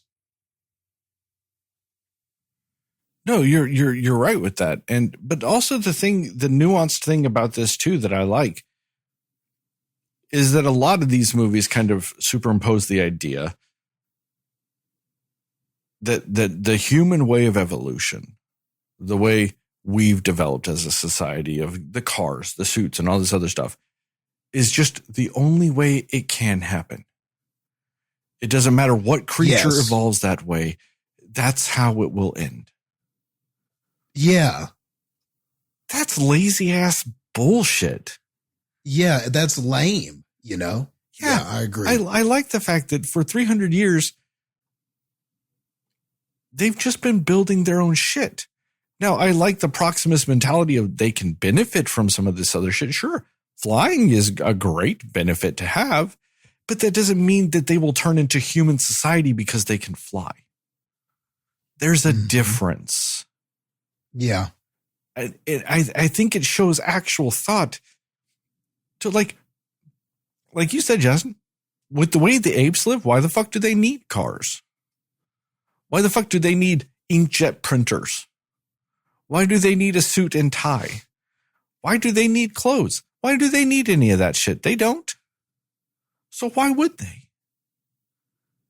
You know, I like the fact that they're staying with some of the things. Like I get the garb that some of the, like the armor and some of the ceremonial shit that like Proxus wore, or, you know, I get that. That's like a status thing. That's a look at me thing. That is stuff that apes do, but they're not running around in fucking, you know, attire. Like that's probably one of the weakest things of the original Planet of the Apes. They all have clothes. It's all futuristic clothing. Like, why?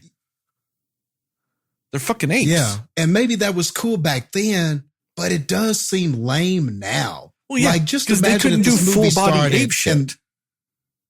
Yeah, like, because imagine if the movie started and those three apes are running around and one of them's got a phone and they're like, let me get on Instacong real quick. You know, it wouldn't, I mean, like, so I'm so happy that they thought, yes, it's 300 years later, but the apes would have a different way of looking at how their higher society is going to be.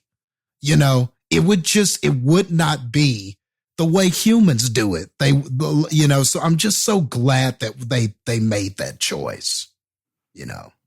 Yeah.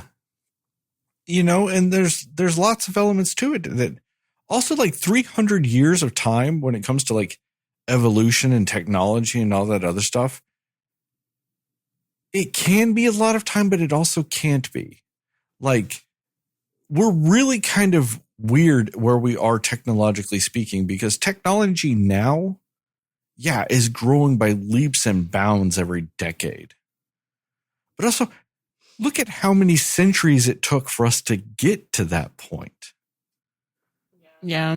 You know, it's a True. wildly different things. 300 years to, you know, ape civilization could essentially be 300 years, you know, 2,000 years ago. You know, it's a lot slower progress. It's also, do you want that progress? Do you need that progress? You know, they don't need to farm like we do. Their diet is different. Therefore, they don't need to farm like we do. You know, there's so many different aspects of things that they need that is different in their hierarchy of needs because they're just a different creature. So therefore, they don't need to do the shit we did to evolve. And I love those aspects of it that, like you said, I 100% agree with you. There probably was a script out there like, oh, let's do, you know, 1,000 years in the future from Caesar. And it's just like, you know, apes just walking around like it's 2024, but they're apes. And then a human walks in and everybody's like, oh no, a human. And it just starts some shit. And like, you know, I guarantee there's that fucking movie out there somewhere. Somebody wrote that script. Oh, yeah. Somebody did. And I'm glad that's not the movie we got, because that's not the movie that serves this franchise. You know? And so I appreciate that they stayed the fuck away from that. I do want to touch real quick also on one other character real quick in my segment. I want to touch on Raka. Also, that motherfucker better come back too. Yeah, he was great. Yeah, I don't think he's dead. I really don't. But the two big apes that died in this movie, I don't think are dead, because both of them, quote unquote, died in ways that they can easily come back from. Because you don't see them die. Both of them you just see get in some water. You don't see them die. You know? And I like that, because it adds to this movie. You know, if Rocca stays dead, you know, that's a choice. That's fine, whatever. But, you know, it added, his death adds to this, but it also doesn't cheapen it if he comes back in the next movie or comes back in 2 movies from now. You know what I mean? That's the nice way they did that. Is it, if he does stay dead, that's fine. But also if he comes back, it doesn't cheapen anything, because it's not like they spent 27 minutes just mourning the loss of Rocca. You know, like, it was a very tense situation, and that, you know, so I like the way that comes, that like, it's not, it works both ways, you know? And I do slightly disagree with you, Heather, about the William H. Macy character.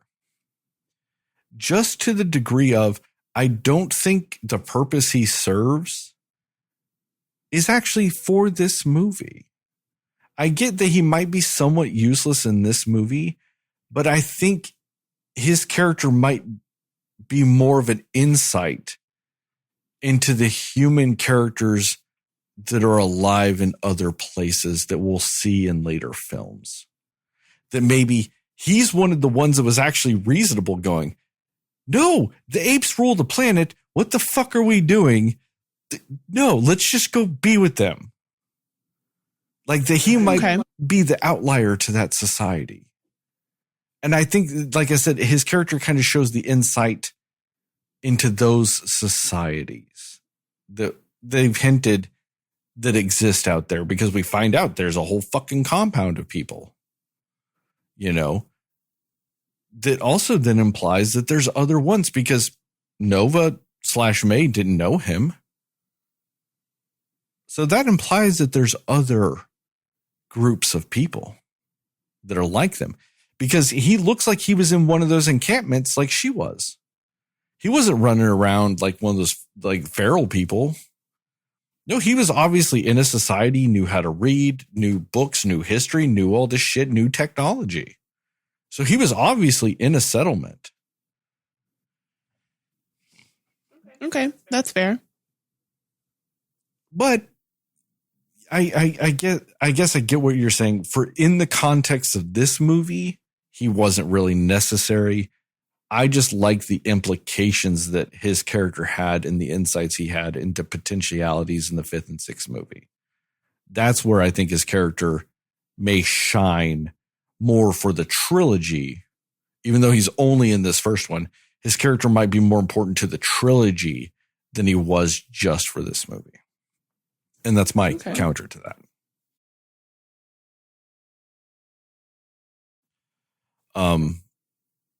But Heather, what are some spoilery thoughts that you had about this movie?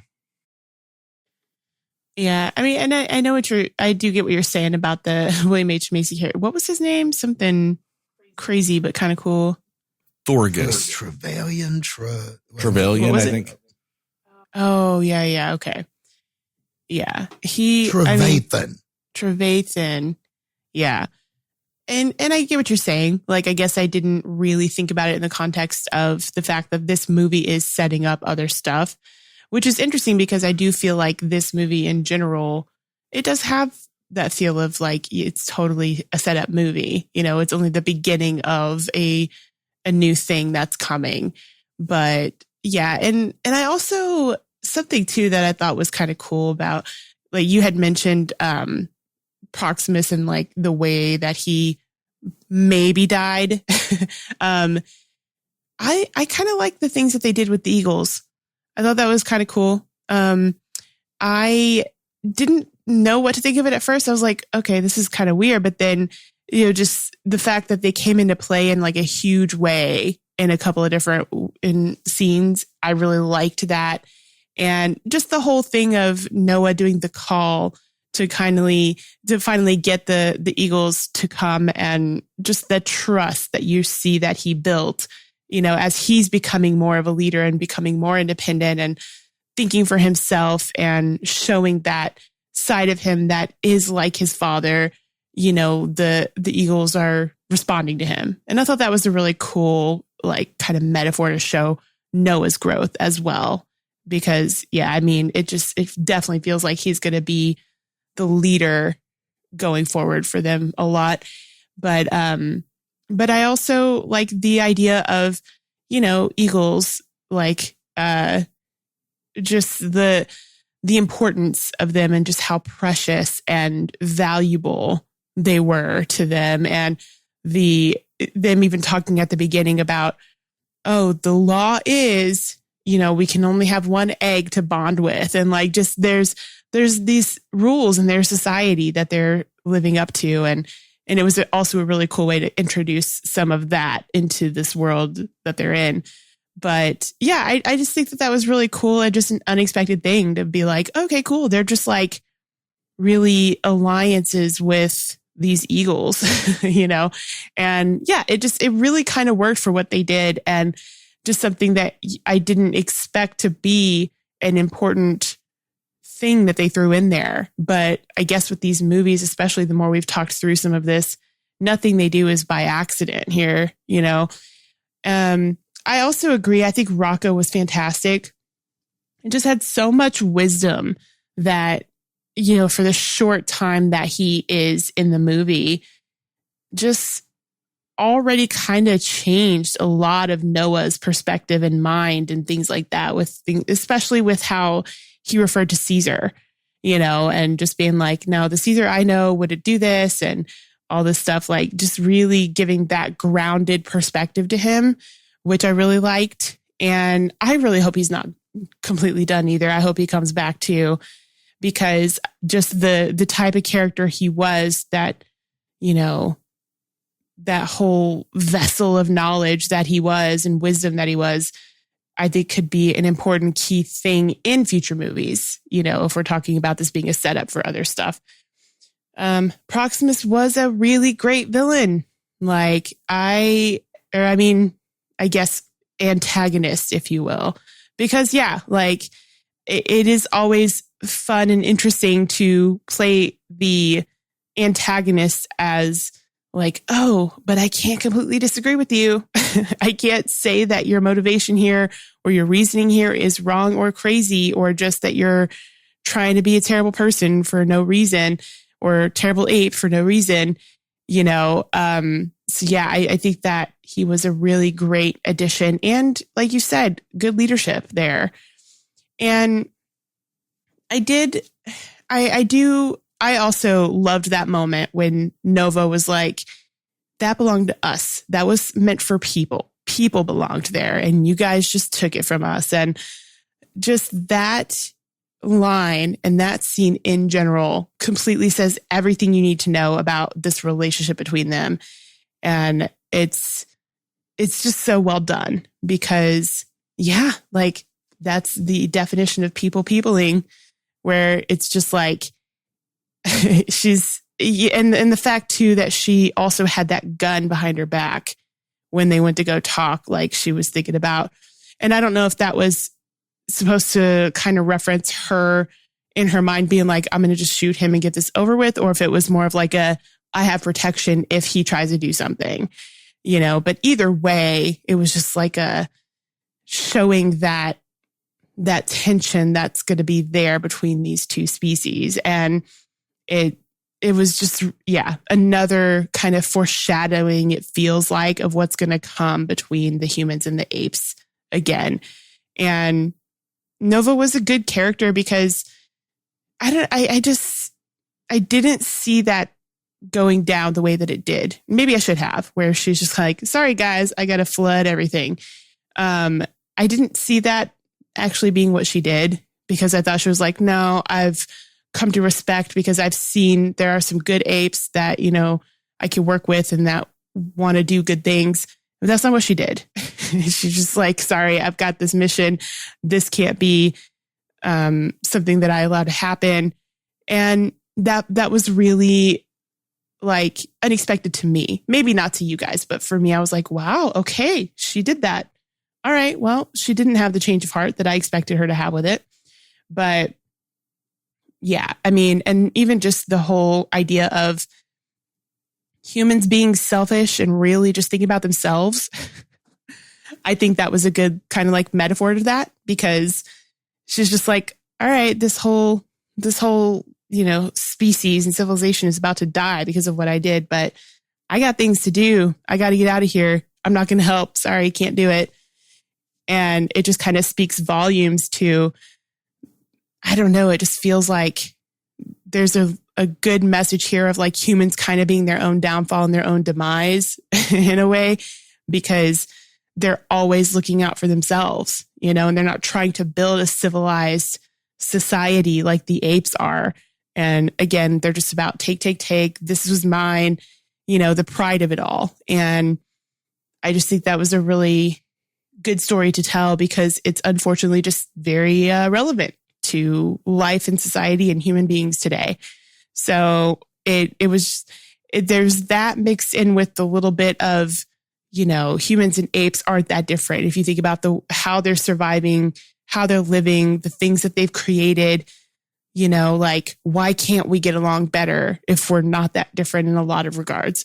So I feel like there was a lot of good underlying messages with that. And yeah, I think, again, it's really hard to not miss Caesar in this movie. It's you just can't think about the Planet of the Apes newer movies without thinking of Caesar. And that was kind of what I was referring to earlier when I mentioned like just people using something that was good, like Caesar's name, to be like, I'm going to destroy all these things, but I'm doing it for Caesar. And that's what Rocket kept saying, like, that's not what he would have done. That's not correct. And there was just that whole dilemma there of, we want to honor the greatest there ever was, but how are we actually going about doing that? And kind of being more divisive in trying to do that than anything else. And really just in their minds having the completely wrong idea, even if their motivation was right to be like, let's honor Caesar. But the way that they're just doing everything is completely the opposite of that. So that was also very true to the human nature sort of thing. So I just like the parallels that they do a lot in this film and in all of them. But, so yeah, I just really, maybe I'm growing a little bit more of an appreciation for what these movies are now that I'm, I have seen them and realizing what they're kind of building going forward. So yeah, I don't know. I think that it really does hint at a lot of things, and it really gives you a lot of substance for things that could be to come. And like you said, yeah, I mean, in any just a little bit of a, cleanup of characters and stuff like that, there could be another Caesar character. I could see it. They already kind of, in this first movie did that. And I think you're both very right about just the daunting task that this movie had of being the beginning of something, but also the middle of something at the same time. It's a very unique type of situation that it's in, but you're not wrong. Like for it being that, it gives you what you need, like there's definitely been other things that tried to do it that didn't work, even if you think about like the Scream franchise, which is a totally different type of genre, but it's like, oh, they tried to restart it, but it's also kind of a continuation, and it wasn't the same. It just wasn't the same. So this one is seemingly on the right track, sticking true to the solid movie making of the others. So. What about you, Jastin? All right. So, yeah, I mean, pretty much everybody's giving good reasons for why overall this was a good film. And like we talked about, just seeing what how the apes were living was great. But what I also appreciated about it is that, and why, a big reason why I think I'm so confident in the potential of this new series of movies is because you can just see that the storytellers care about the complexities of these characters, that they're already creating layers and complex characters and things with and world building and everything when it comes to the humans and the apes. Like, what I loved about the apes was that, okay, we're with Noah's tribe, and they don't really know about Caesar. They're not operating under the doctrine of Caesar or anything like that. Nobody was mentioning, that they seemed like people, they seemed like apes that had a completely different culture of their own. And the father was like a bird master. So there's like this oneness with nature and other animals and things like that.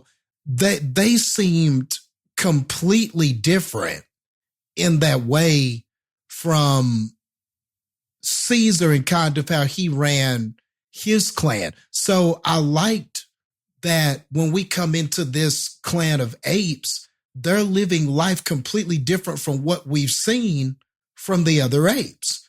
But when we got to Proximus and saw him and saw what he was doing whenever he raided that tribe and was talking about, we're doing this for Caesar and everything. Well, now here's a tribe and here are some apes that are saying that they're conquering and doing this in the name of Caesar and talking about his teachings and everything. And they're saying that they're doing this for Caesar. And you're looking around, seeing all this destruction and seeing this violence, this ape-on-ape violence, and going, Caesar, I don't think would want this. He wouldn't just want these apes, Debo and other apes. So you're kind of a bit iffy about it when you get this, when you see Proximus doing what he's doing.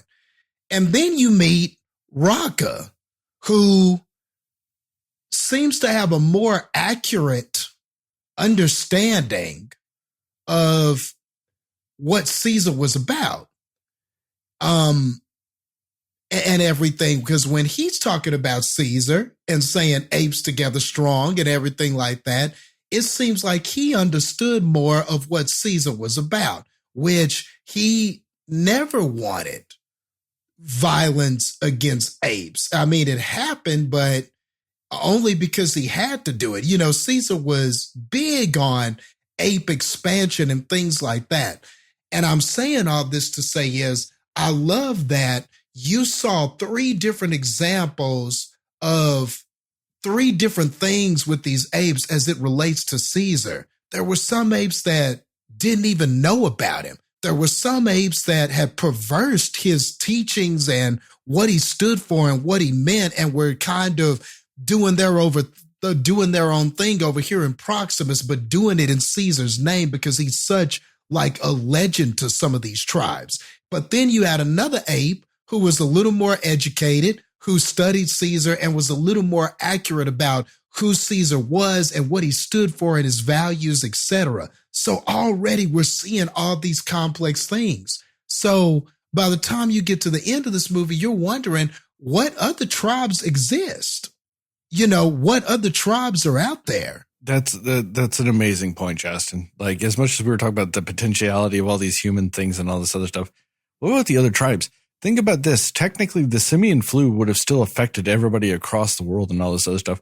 So there are ape tribes out there that have zero relation to Caesar. Exactly. There are ape tribes in America that wouldn't, because he was just on fucking California. So there's an ape tribe probably in, fucking Washington, D.C., because, they had zoos and shit, that would have nothing to do with Caesar, would never even know that Caesar was a thing. Like, take Noah's tribe, but expound upon that. There might be fucking apes in Florida right now that are just raising alligators and shit, acting just like people do in Florida right now. Yep. There could be. So for me, when I got to so I'm seeing all this and going, man, the possibilities are endless with what they could do. Like there's just so much that they could do with this. Like as far as just all of the potential for these different tribes. And the cool thing is that it does tie into the previous movies too, because I remember in War for the Planet of the Apes, when they ran into that old ape that was just living by himself and had, tried to scavenge their stuff and was like, oh, it's too dangerous to go out there. Why don't y'all just stay here with me and we could just live over here? And he didn't know anything about all that other shit. He was just an ape that was self-aware trying to live. And, all he knew was I was trying to live. So like and I remember Caesar and them having a conversation with the other apes going, man, I didn't even think about the possibility that there were all these other apes out there. How many other apes are out there that we don't know about? And now we have sort of expanded on that idea in this. And this is also why, though, when we're talking about Trevathan, why the humans are going to be fascinating too. Because I guess I'm in the team Trevathan with significant camp as well with Sterling, because again, the potentiality. Here was a human that had succumbed to the idea that apes are just dominant. And now we need to serve them. We need to, it's pivotal that we serve them because they are the kings now. They are the dominant species now. And I don't need to worry about what was lost or everything like that. The truth is, this is the world now. Could there be some humans out there that worship the apes? There could be that. There could be, like, especially some of the more feral humans. They could look at the apes as that. But also think about this. There could just be a society somewhere where like smart humans and apes just live together just fine. Just live together. Imagine that. Don't even have the idea that all this other shit's going on. Dude, they're just fucking chilling. They're helping each other out. They're all building houses and shit. Their kids are all fucking running around playing with each other. That's a real possibility too. And that's the thing. Yeah. That's what I loved about how they did this story. Like, there are so many ways they can go in just the next two movies. Then you find out they want to do another trilogy after that. There are so many branches. That third trilogy could not even just be in the future. It could just be like, hey guys, you get one movie that takes place in another country during the first trilogy, like during the Caesar's reign. And then you get a movie that takes place in a different country. Like think about what it would be in Africa, where there's so many actually more apes in their natural habitat that could be doing this stuff. Yeah. Yeah. Like, because think about how different it is. The simian flu. Yeah. Like it spread all over the world. So there are all these perspectives that could just come into play. And there are all these different humans that could come into play, so even with them, there are these differences. Also, bravo to this movie not giving away what the plot actually was in the previews. Because, guys, I thought this plot was going to be completely different, like, based on the previews that I saw.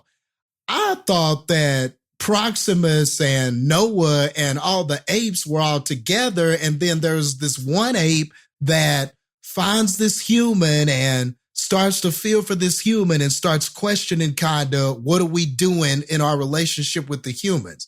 And that was really not what this was at all. Yeah, almost kind of like it's a combination of like Dawn and War 4, where like they're all together, but like you get the aspect of like Caesar finds a human that's fine in that. It's like, so it's that combination of those two. Like, it's like this one ape finds a smart human and decides to break away from the ape society, which is, the other fucking Planet of the Apes movies.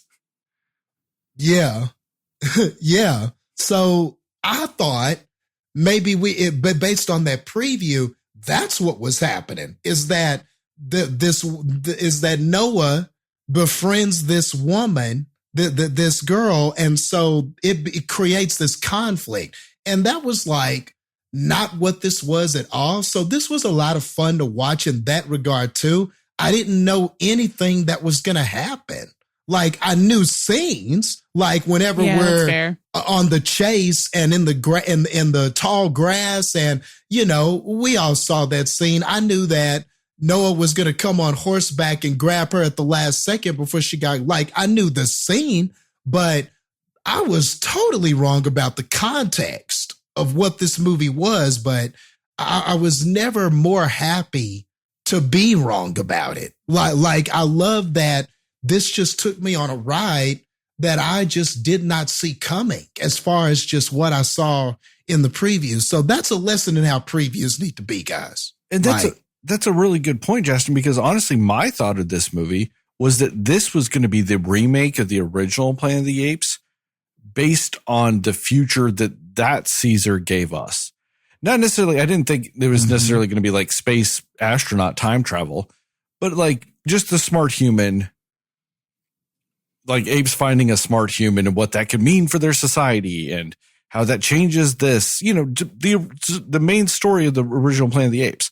I thought it was going to be that just in the context of the Caesar we got from the original trilogy. That's what I thought this movie was going to be. And like you said, Jastin, completely different. But why did I think that? Because you had the scene of like, him rescuing her from the other one and all this other stuff. Like, that's what you thought. But I am so glad you brought up that scene, Jastin. I fucking loved the way they revealed that she could fucking talk. In that scene, all this shit's happening and they kind of accepted that, this girl was going to follow him, was kind of going along and all this other stuff. And then she just screams Noah.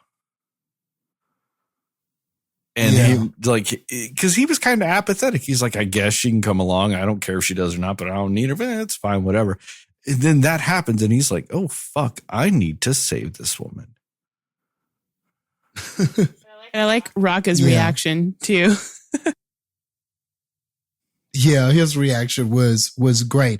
And like, I really like the Nova character too. Like, again, there are all these layers, and see, when you have complex characters, you can understand motivations and everything like that. And then, of course, there are certain characters the narrative wants you to root for. But what always makes it fun is when the characters, like y'all talked about, are kind of right in some of their views and everything. Nova is a human being that is not completely wrong. Humans did run the world. The apes were in the cages. The humans were on top of the world. This was a lot of the humans' land and their stuff and everything like that. It was the humans that created this problem in the first place, that they were the architects of their own undoing. But she's not necessarily wrong being like, man, y'all stole all our shit. It's not necessarily the wrong view. Now going to war with the apes and just trying to take over, is that the right answer? Not necessarily, but I understand the motivations.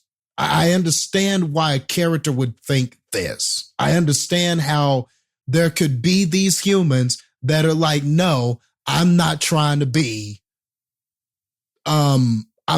succumb to these apes, Yeah, and that's a testament to good writing. Yeah.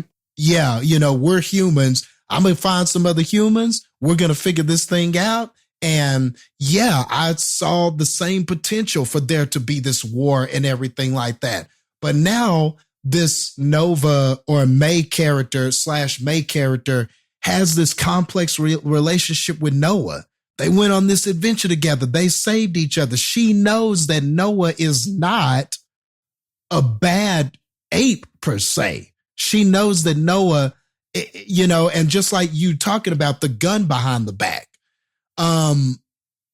bringing it just in case she was going to be attacked, but she wasn't attacked. And then when Noah gave her the necklace, I'm just going to say the necklace of Caesar, which is still so cool that house that he stayed in and that window that he used to look out of from Rise. It's so cool how that became this thing. And now we all know what that's from, but they don't. But I love how that kind of means Caesar. And at the end, Noah gave that to her. And so even there's potential, like you're like, the original, one of the big messages of Caesar was apes together strong. But you're nervous for the apes because they're not all together. There are all these different tribes. There are all these different ways of life and all these different traditions and types of apes now. They're not together. And then, you've got a human over here and she brought some stuff back to this other clan of humans. And now they've activated satellites and are communicating with other. So yeah, you see the potential for war, but it also doesn't feel, I'm not 100% sure we're positioning the humans as just, they are going to be the opposition. They are going to go to war and that's all there is to them. I don't really feel like that either. I feel like giving the Caesar necklace to her that's got to play into something. There's got to be some significance to that, But again, so what is Nova going to do when the going gets tough? Is she going to remember this relationship, or is she going to be like, nah, man, I'm on my people shit, like Sterling was talking about? It's fucking compelling, man. It's intriguing either way what that character does. So yeah, I just love all of the possibilities it showed us. And now that Noah has learned about Caesar and has come to, because of the relationship with Raka and understanding his teachings more and understanding how perverse they were with the Proximus character, what is he gonna do? Is he going to buy more into this vision of the possibility that apes and humans can function together? Or is the going to get tough in the narrative and he's going to have to go to war with them because at the end of the day, he's got to protect his own. He's got to protect his apes. So compelling, man. So compelling. And that's and like when you think about the previous series, that's what made a character like Koda so compelling, was that, Koba, he had been in that zoo, he had been in the lab and been treated so badly by humans and everything like that. And you understood why he didn't trust them. You understood why, and in a lot of ways, he was right not to trust them. He was right. They weren't. They didn't have the best of intentions, most of them. He wasn't wrong, but it was like still, and you understood his motivations, but still it was the methodologies and things like that ultimately why he clashed with Caesar. And like with this story, I see all the potential with these complex characters and these decisions that they're going to have to make. And the conflicts they're going to have. And I just can't wait to see how these things potentially play out.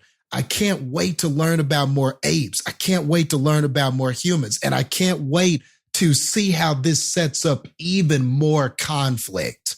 And man, how could you not be excited for that? Well, there's even the aspect too that I really love. That's like that weird distinction of like the quote unquote good apes. They're the ones that act like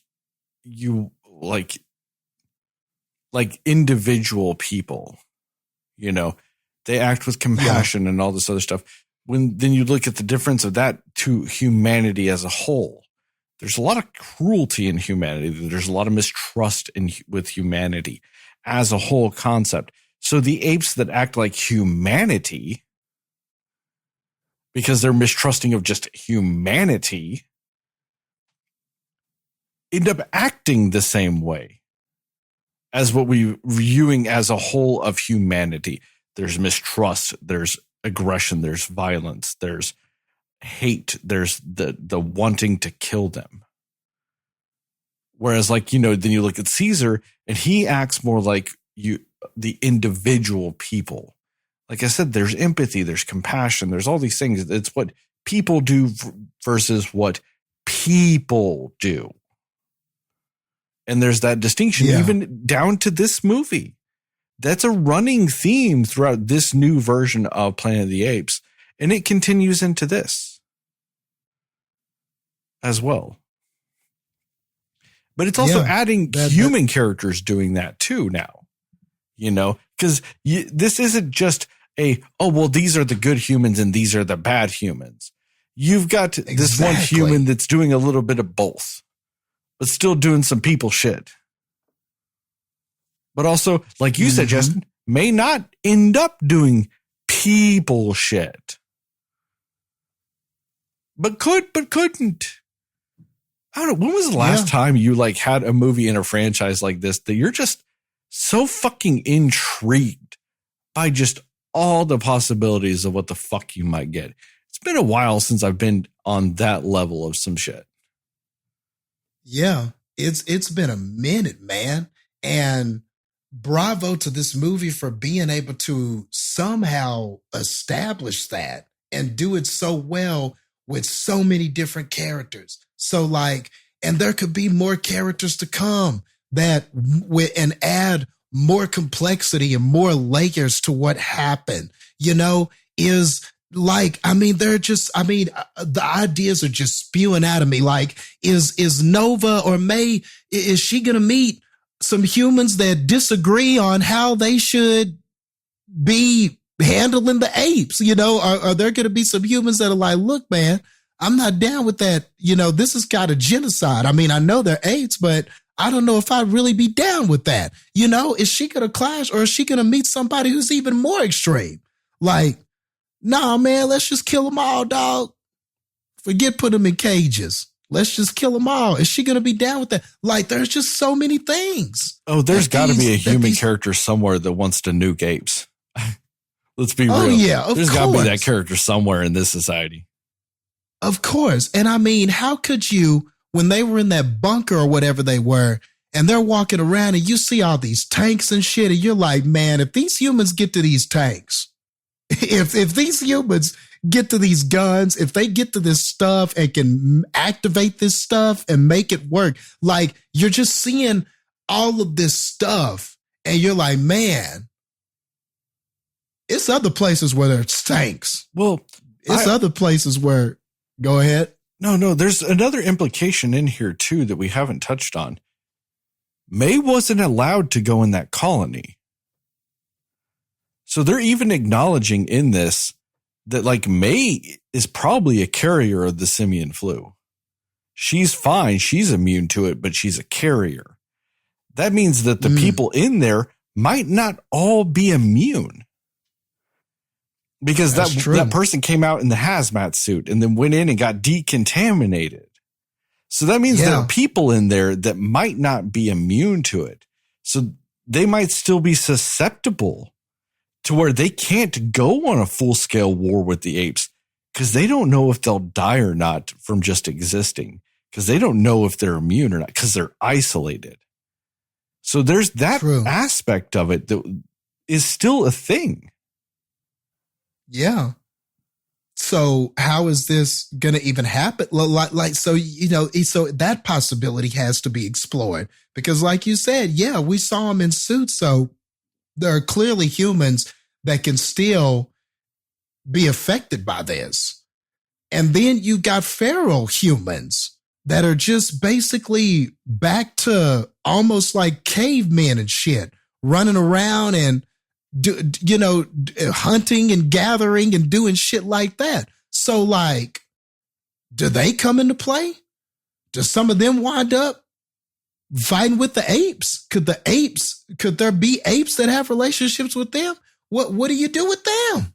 Well, there's also the weird possibility that there could be humans born of like feral people that aren't dumbified by the simian disease. They could be immune to it and their brains just aren't being utilized because the society around them is feral.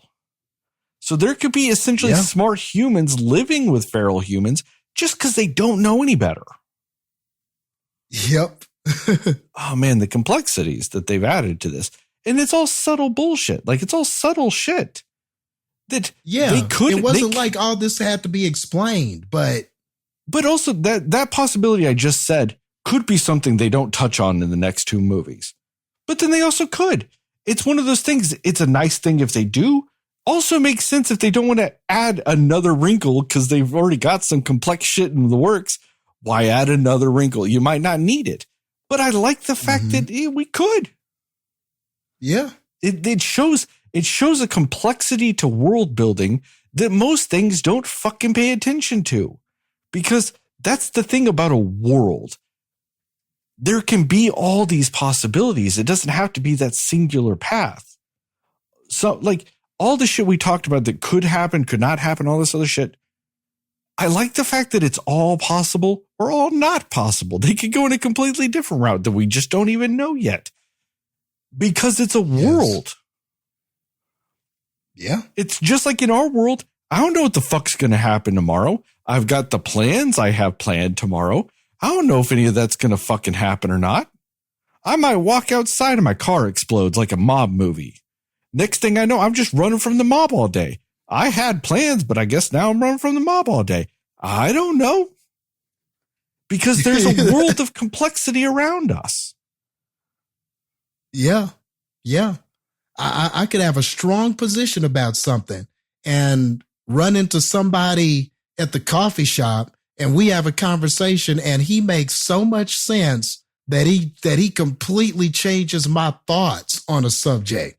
That shit can totally happen, you know? The randomness of that, but like the complexities of that.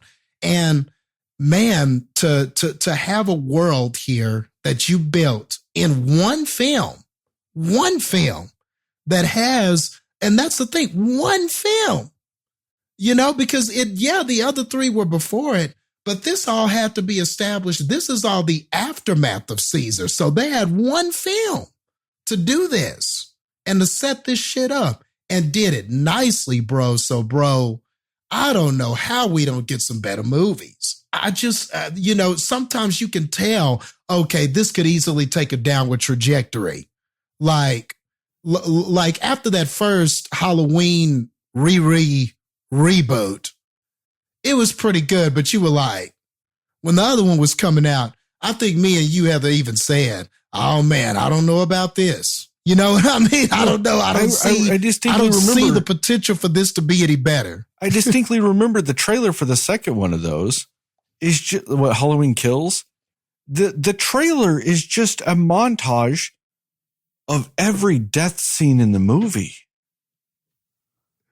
Yeah. Yeah. You're telling me that's your world. You're telling me, God, we ran out of fucking ideas after that one. Let's just kill a bunch of people, I guess. And we're going to tell you straight up on our trailer, we've got nothing. Hope you like it. Yeah. And you think about how the first movie ended and you're like, really? Like when I heard they were making another one, I was like, why? Like, what did they, like, where could they go from here? What things did they set up? What fun elements were added to make me go, oh man, this second Halloween is going to wreck. Like, but here it's completely the opposite deal. They set up so many things. There are so many possibilities. They left so many things open and you're just like, oh man, this could be great. And, you know, well, like we've all said, it's just a great place to be, man. And this is so difficult to do, but they did it. They did the hard part. This, to me, so this now, movie boy, is, it's time to have some fun. You know This what I movie, mean? It's to time me, to have some fun with this shit.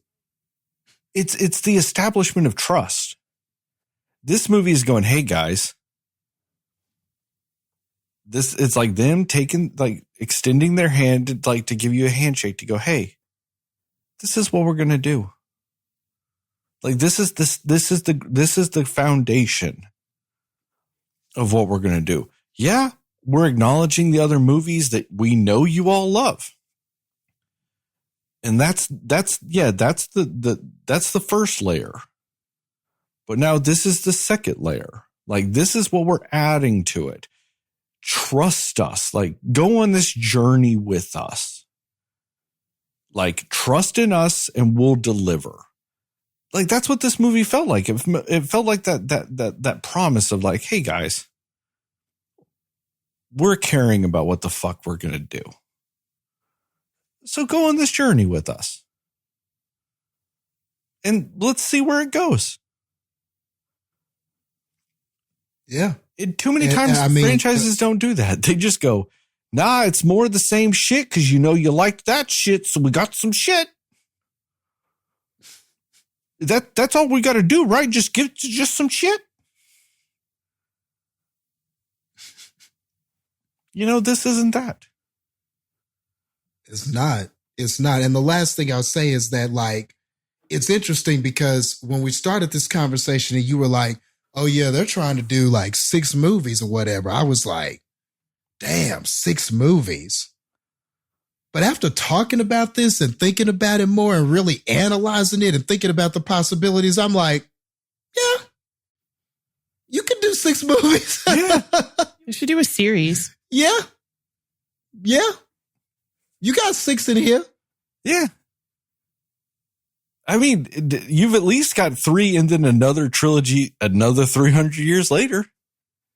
You know, you've at least got 2 movies. If you're wanting to do it in 3 trilogies, you've proven to me you've got a trilogy. You've got ideas. Like this movie showed me that they've got a plan. That they're not just going, hey, I guess let's do a 4th and maybe we'll see. They've got a plan. Yeah. And I'm down for it. I want to see where we go. Yeah. I mean, I guess to me, like this is bringing me back to my feelings after watching the first John Wick and them going, hey, we're going to do a John Wick 2. And I want to see more of that. Yeah. Yeah.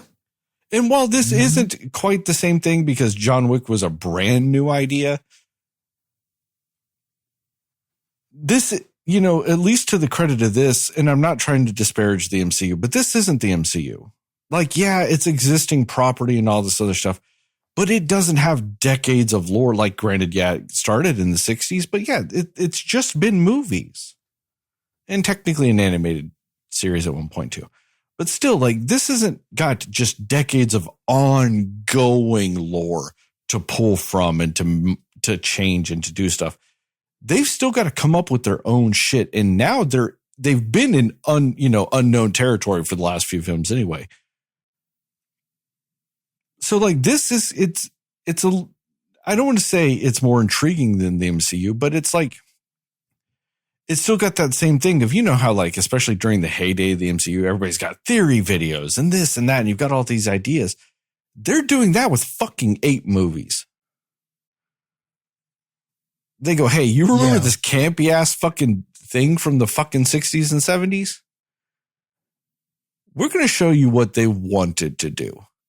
They did 5 of those fucking movies. We'll show you what they meant to do. We're going to give you the legacy that they wish they could have done back then. Because we've got this.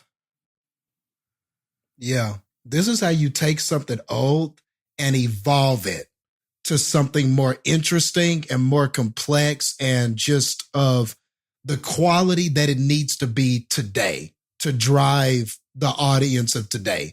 It's not regurgitating the same shit. That's what made the last trilogy so great. They found a way to take the Planet of the Apes and the fandom and the people that love that and stuff like that, but they found a way to tell such a compelling story that was just a lot different from what we had seen from the original Planet of the Apes. It was just so different. And Caesar was just such a layered character. And there was just, it was just so interesting how the Planet of the Apes came about in that original trilogy.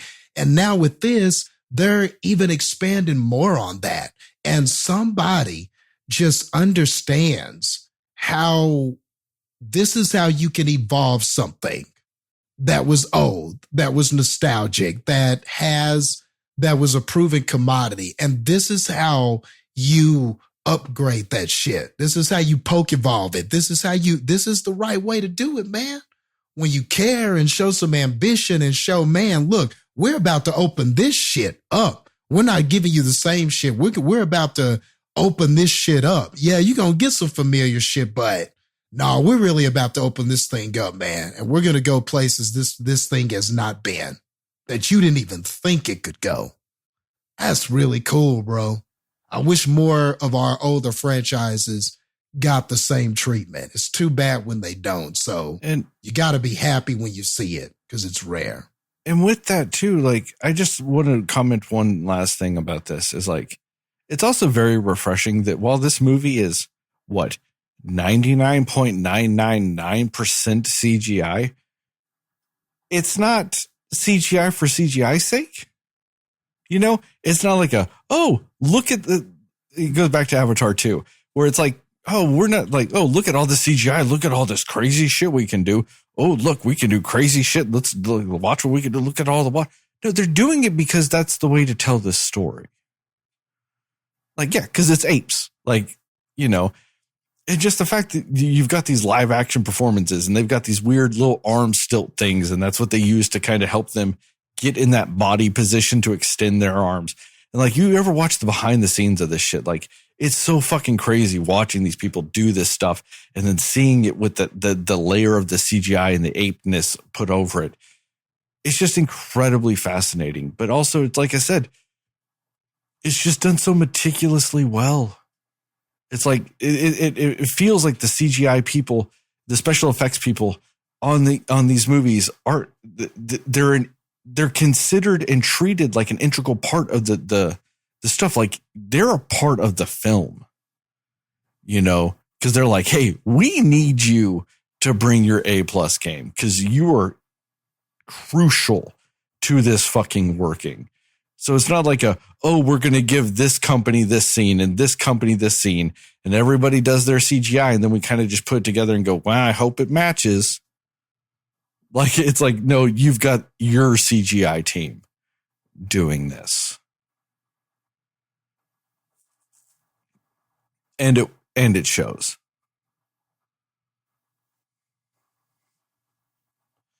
You guys got any more thoughts about this movie? I'm good. I'm good.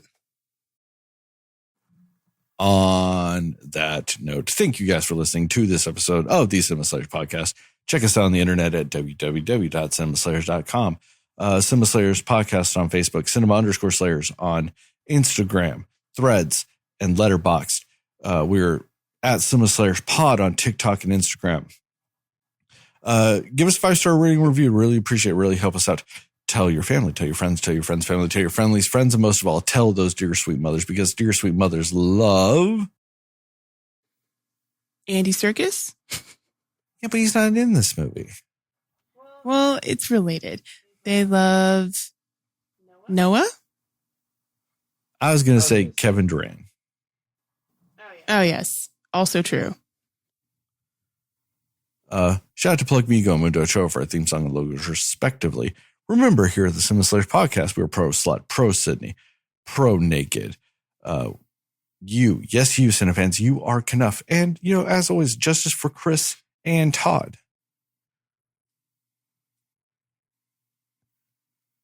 And Proximus. I don't know if he needs justice yet. Okay.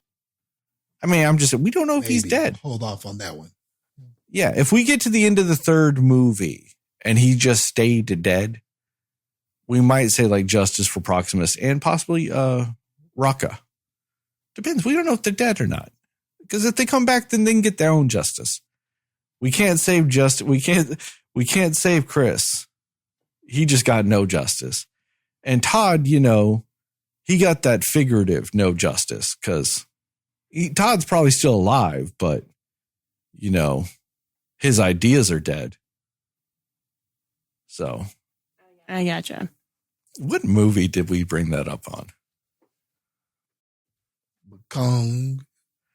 It had to be X. the other Ape movie. It had to be the other Ape movie. Of course. Just the inferior Ape movie. Which is sad because it's technically the OG. I mean, King Kong's the OG. And he just looks like a bitch compared to all the apes in this movie. Justice for Kong at this point, that motherfucker dead. I'm calling it now. That motherfucker dead compared to this shit. I'm trying to figure out where the fuck I'm at with all my stuff. Yeah, that's it, right? And as always, I think you got everything. Yeah, I got everything. And as always, in the TikToks, the YouTube videos, and yes, this podcast. Just remember, according to Jastin, Moon Knight is a Best Picture winner.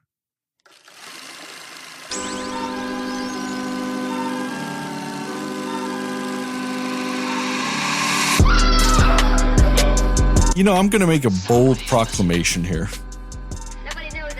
I think by the end of this trilogy, maybe not this trilogy, if they make all 9, like, or the other 5 movies, so we get to Apes 9, I think by at least Apes 9, one of these movies will have won Best Picture. That's my bold proclamation. Okay. We will see. It could happen. Damn, it should. Just all the possibilities. I mean, fuck, man. I'm getting all goosebumped just thinking about it. And also, it's late as fuck, so I'm also a little loopy. Yeah, you might just be tired as fuck. We're doing this at the end of the week. Holy shit. So not only is it like the end of the day and super late, it's also the end of the work week. So it's just all the tired of the work week too. Yeah. I'm not going to lie. I was so tired going into this because I ate a pretty big dinner. So I was really tired going into this. Glad I got my energy while we fucking talked. But now I'm losing it. I'm losing it very fast. Because it's sleep time. All right, I'm out.